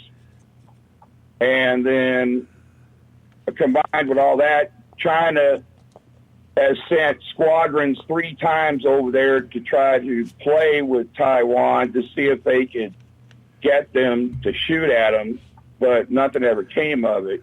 But and the Russian planes that they're flying over there is you know, it's not going to be a fair fight. When it all kicks off, the United States is going to flat smoke their ass. If we engage, and I don't know, I don't think that it is. I think 10 years ago it would be a slam dunk that we would. I'm not sure what's going to happen now, and I'm not sure that I'm mad about that. But I want to ask you something. I've been on a mission to try to warn the audience about the United States military's officer corps. And I know I've probably ruffled some feathers, and I don't care because I've met some of these people. I want to get your thoughts on. I've mainly talked about ground forces officers, but let's go with the Navy. there's a guy named Mark Kelly, who I believe was a captain at least in the Navy. He was an astronaut, and he's married. Okay. He's married to. Oh, I know who you're talking about. To not Tulsi Gabbard, Gabby Giffords. So, Gabby Giffords, Gabby the one that got Giffords. shot in the head. Right, the one that everybody knows her name, but nobody knows the name of the federal judge that was killed during that attack. But he's married to her, and Right. he is one of the biggest traitors the United States military has ever seen. He is a gun grabber. He wants to end the Second Amendment and confiscate weapons, and he's running for the Senate in Arizona. The Chinese government invited then astronaut Mark Kelly, now an Arizona Democratic Senate candidate, to an all-expense-paid retreat at a countryside resort in 2003. He left China 5 days later, not only with a future spouse, former Representative Gabby Giffords, Democrat, Arizona, but also with lucrative regime business contacts. Kelly attended the annual Young Leaders Forum, a United States field grade military officer attends the annual Young Leaders Forum, a 5-day junket co-hosted by the Chinese People's Institute of Foreign Affairs, which is under the leadership of the Communist Party of China. The conference allowed Kelly an opportunity to mingle with high-profile Communist Party officials and rising stars in Chinese society. Attendees included Kuei Tinkai, now Chinese ambassador to the United States, Fang Xingai, former director of the Chinese Communist Party's top committee on the economy, and Zhu Mingwei, the party's former top foreign propaganda honcho. China analyst Gordon G. Chang said that party connections such as those Kelly fostered are absolutely essential for securing Chinese business deals. Now think about that in context with all of the United States corporations that are doing business with China. Think about that. They're all in bed with the government. China in their back pocket. It's unbelievable. It By is. the way, we just busted a Marine here this past month on espionage charges because he was spying in the United States on Taiwanese and other Chinese dissidents in the U.S., trying to put the finger on them and making reports through the Chinese consulate. I can't remember the guy's name, but I know he was a sergeant in the Marine Corps. Right, and they're highlighting him to keep the heat off of this guy, guys like him. I mean, this isn't happening at the sergeant level. This is happening at the 4 and 5 star level, and here at they're all. Well, look at the Fat Leonard deal, where the guy they called Fat Leonard, he was patting the pockets of all kinds of officers, admirals, and generals, you name it, over the supply and port visit deal. I mean, anybody that wanted to know knew where our ships were going, when they were going there, how long they were going to be there. I know, man. It's scary. Anyway, Ralph, I appreciate your call, man. Thanks for calling, and keep calling, man. I love this portion of the program. It's something that it's one of the reasons that I started Cold War Radio is because so many Americans just don't, they don't have time to look into the things that are going on, and Fox News is romper room when it comes to these kind of things. Yeah, it's the National Enquirer, televised version. Pretty much is. The National Enquirer gives more truth. Later, guys. All right, thank you. Take it easy, man. All right, so that's Ralph from Missouri. Man, good show tonight. I got one more thing to talk about because the world's on fire, Ward, and nobody's reporting it. I mean, I'm serious. We're sitting there worried about a cadaverous-looking guy like Joe Biden and a debate coming up. And nobody's looking at the consequences about what if it is President Harris? Or what if it is Biden and Harris both get taken out and George Soros is the next president? Or I've heard things in the chat room about Nancy Pelosi dragging this out so it goes after the deadline date in January and she becomes the president. I can't see how that happens just because the middle of the country is going to hit with so much force. I mean, that's the problem when you're trying to fix the election. It's not like you're doing it for a mayor. That's true. Right?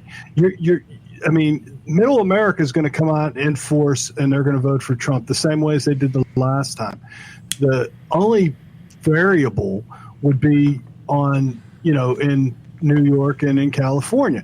Now, once again, like Hillary, they could definitely win the popular vote, but doesn't mean anything. That's why we have the Electoral College. And if you look at what these communists are trying to do, everything they're talking about doing, they're on their last leg. You can tell that because all the cards are out. They're telling you they want to strip the filibuster from the Senate, which has been one of the Senate's defining characteristics for our entire country's existence. The Senate has always been the chamber of Congress where bills go to die because bills are like the good idea fairy. They're not that good. And most of them we don't need. So that's where they go to die. They want to stop that. They want to pack the Supreme Court. These are things that they never used to talk about out loud. They always wanted them. And they talk about that, and they talked about getting rid of the Electoral College, et cetera. Right. But here's the thing. In order to do that kind of stuff, you have to amend the Constitution. And that takes 2/3 of the states. That will never, ever happen. Right. I mean, did you see what Denang Dick just said? He said if Republicans recklessly and reprehensibly force a SCOTUS vote before the election, nothing is off the table. Well, that's good. That's good. And nothing can be off the table because you're not going to be able to Here's litigate. My question. What is on the table? Somebody got to tell me what's on the table because to me that just sounds like a threat. It's all it is. It's they know they can't do anything. I mean, we got Mitt Romney, man. Well, what you know what I mean? Well, what got me was MSNBC was interviewing Nancy Pelosi, or was it NBC? Might have been Chuck Todd. It was one of them. Was interviewing Nancy, and they said, "Well, what about the quivers in your bow?" And I'm like, "Yeah, the arrows in your quiver." She's in the House. Right. Well, she's in the House, so what could she potentially do? Because that's when they said, "Oh, well, she can impeach the president." Okay. The only way that she could impeach the president would be if the president would be derelict in his duty, and him not appointing a Supreme Court justice would be derelict in his duty. So in order for him not to be impeached, he has to actually go and appoint a Supreme Court nominee. So in order to keep from going through the impeachment thing again, he has to do what he just did. Yeah, I mean, and when you look at the process, if the House had to select the president, if there was not a clear winner, it's not really what you think, folks. The Electoral College will come back to save the Republic again because it's not the votes of how many people are in the House of Representatives. It's the votes of the states' delegates through the House of Representatives. In other words, the Republicans have more delegates than the Democrats in the 57 states of America, in Obama's America, but really it's only 50. So don't know how that's going to turn out. Don't think we're going to even have to worry about that.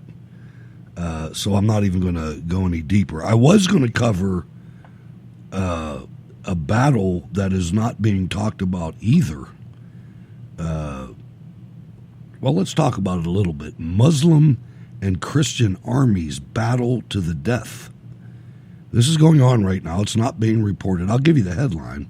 World War III, anyone? The Crusades are returning to the Caucasus as violence rages in Nagorno-Karabakh. Centuries I'm ago... glad you were the one who had to try and pronounce that, because I just gave up. I know. We always had fun with that back in the early days, I remember. Yeah. This is by L. Todd Wood.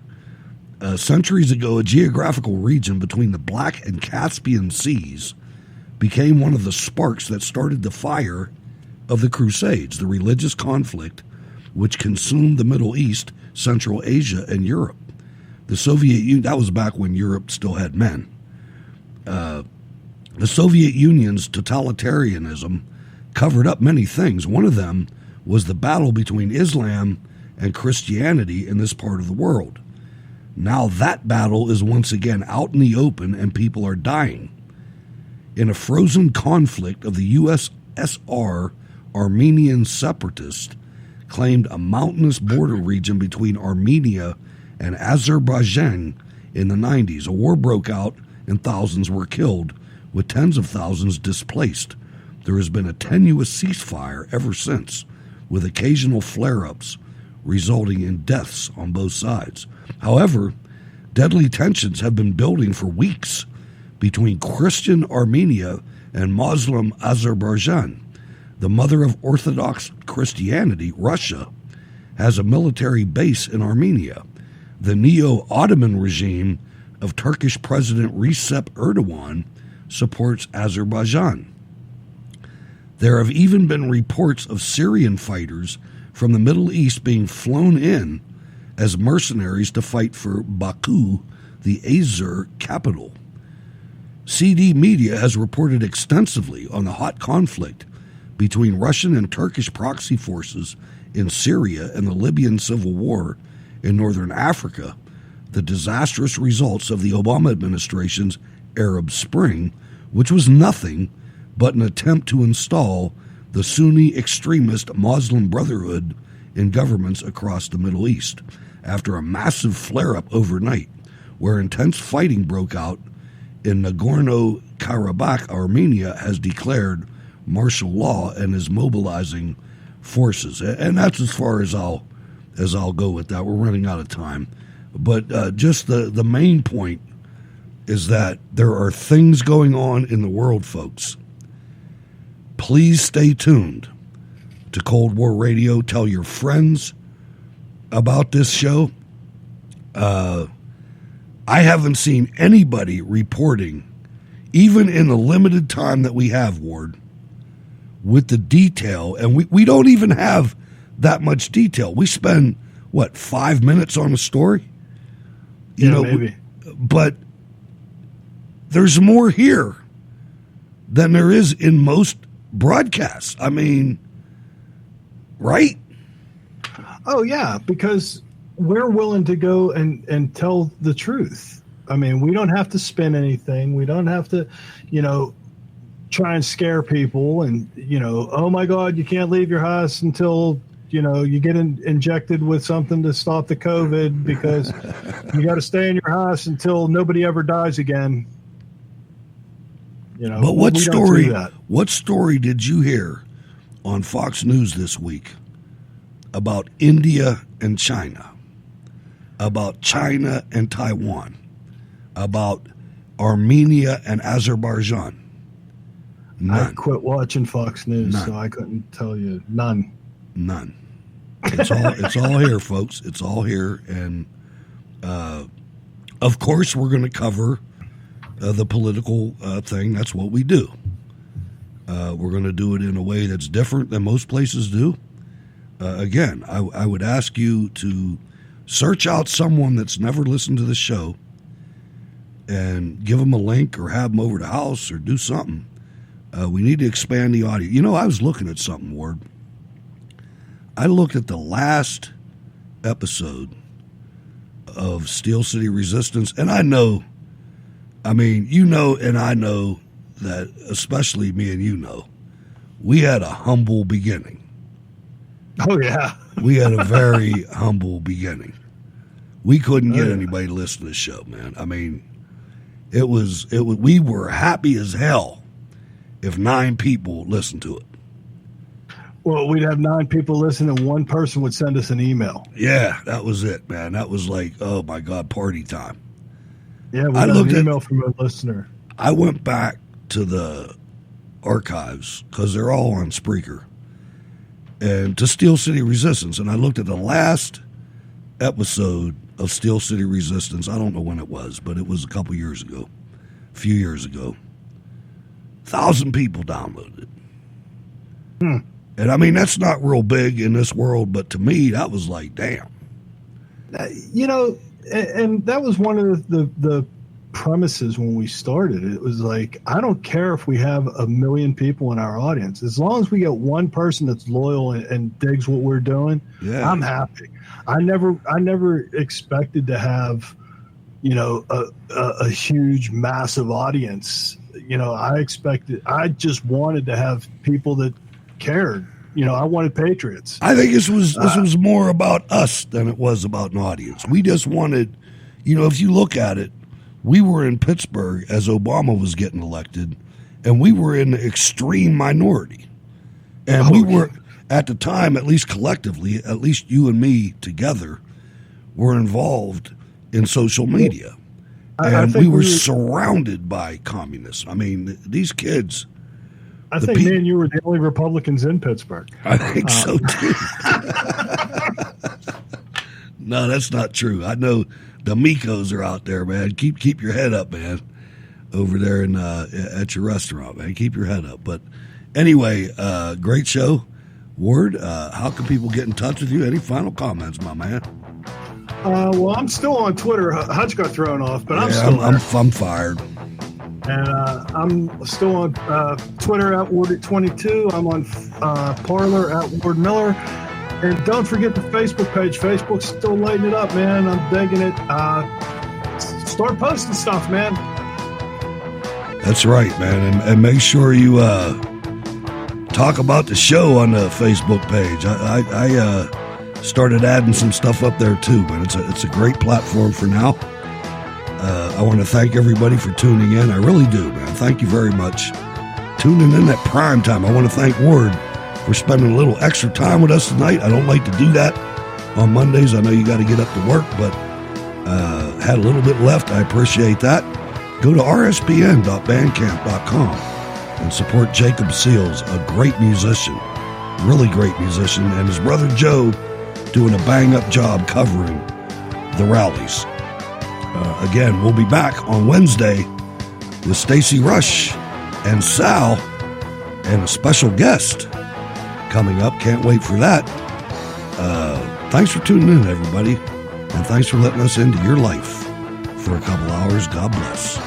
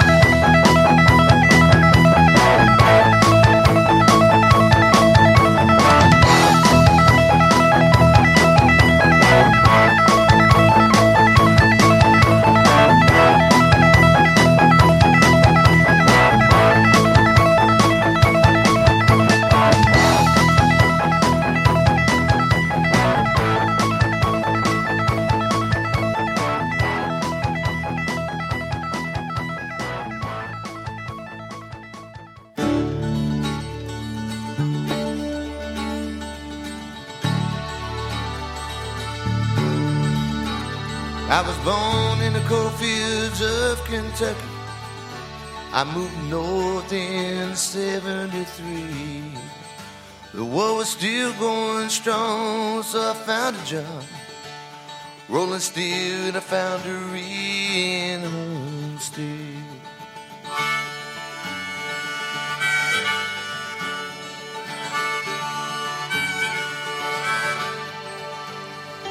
I worked beside a guy named Chris Baskin, who taught me how to keep safe. They said there's many a man who lost the fingers from their hands. You can wind up people who are dead in the homestead.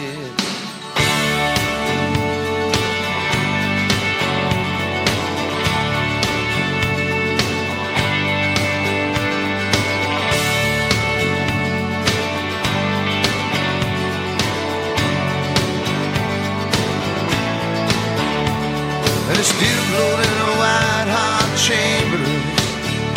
The furnace spit fire and smoke, and the sunlight came through the cracks in the roof, and the dust was so thick you could choke. I heard all your stories about the 12-hour shifts in the mill, and all the Union brothers, the Pinkertons, tried hard to kill. Learned about freaking Carnegie the day the river ran red. How the Union caved in Homestead.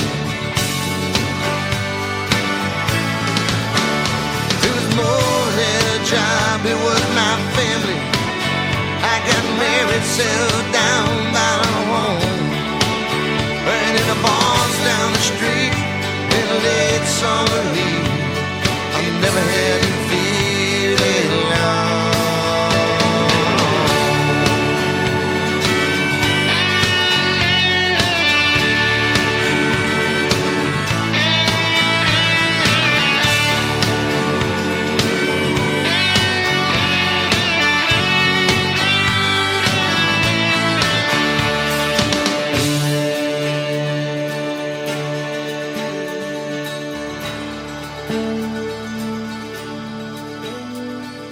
I got worked in those old mills down till there's nothing left but the sweat and blood in the ground. At night we tuck our little babies in bed. We still pray to the red, white, and blue in Homestead.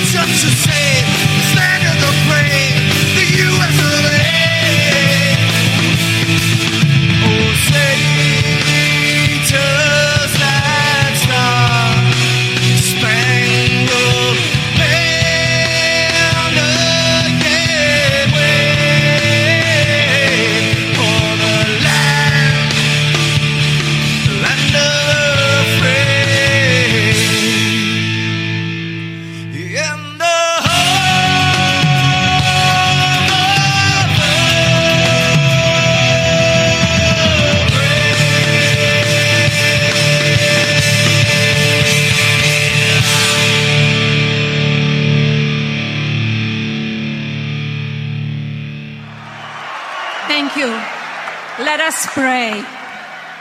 Our Father, who art in heaven, hallowed be thy name. Thy kingdom come, thy will be done, on earth as it is in heaven. Give us this day our daily bread, and forgive us our trespasses, as we forgive those who trespass against us. And lead us not into temptation, but deliver us from evil. For thine is the kingdom, and the power, and the glory, forever and ever. Amen.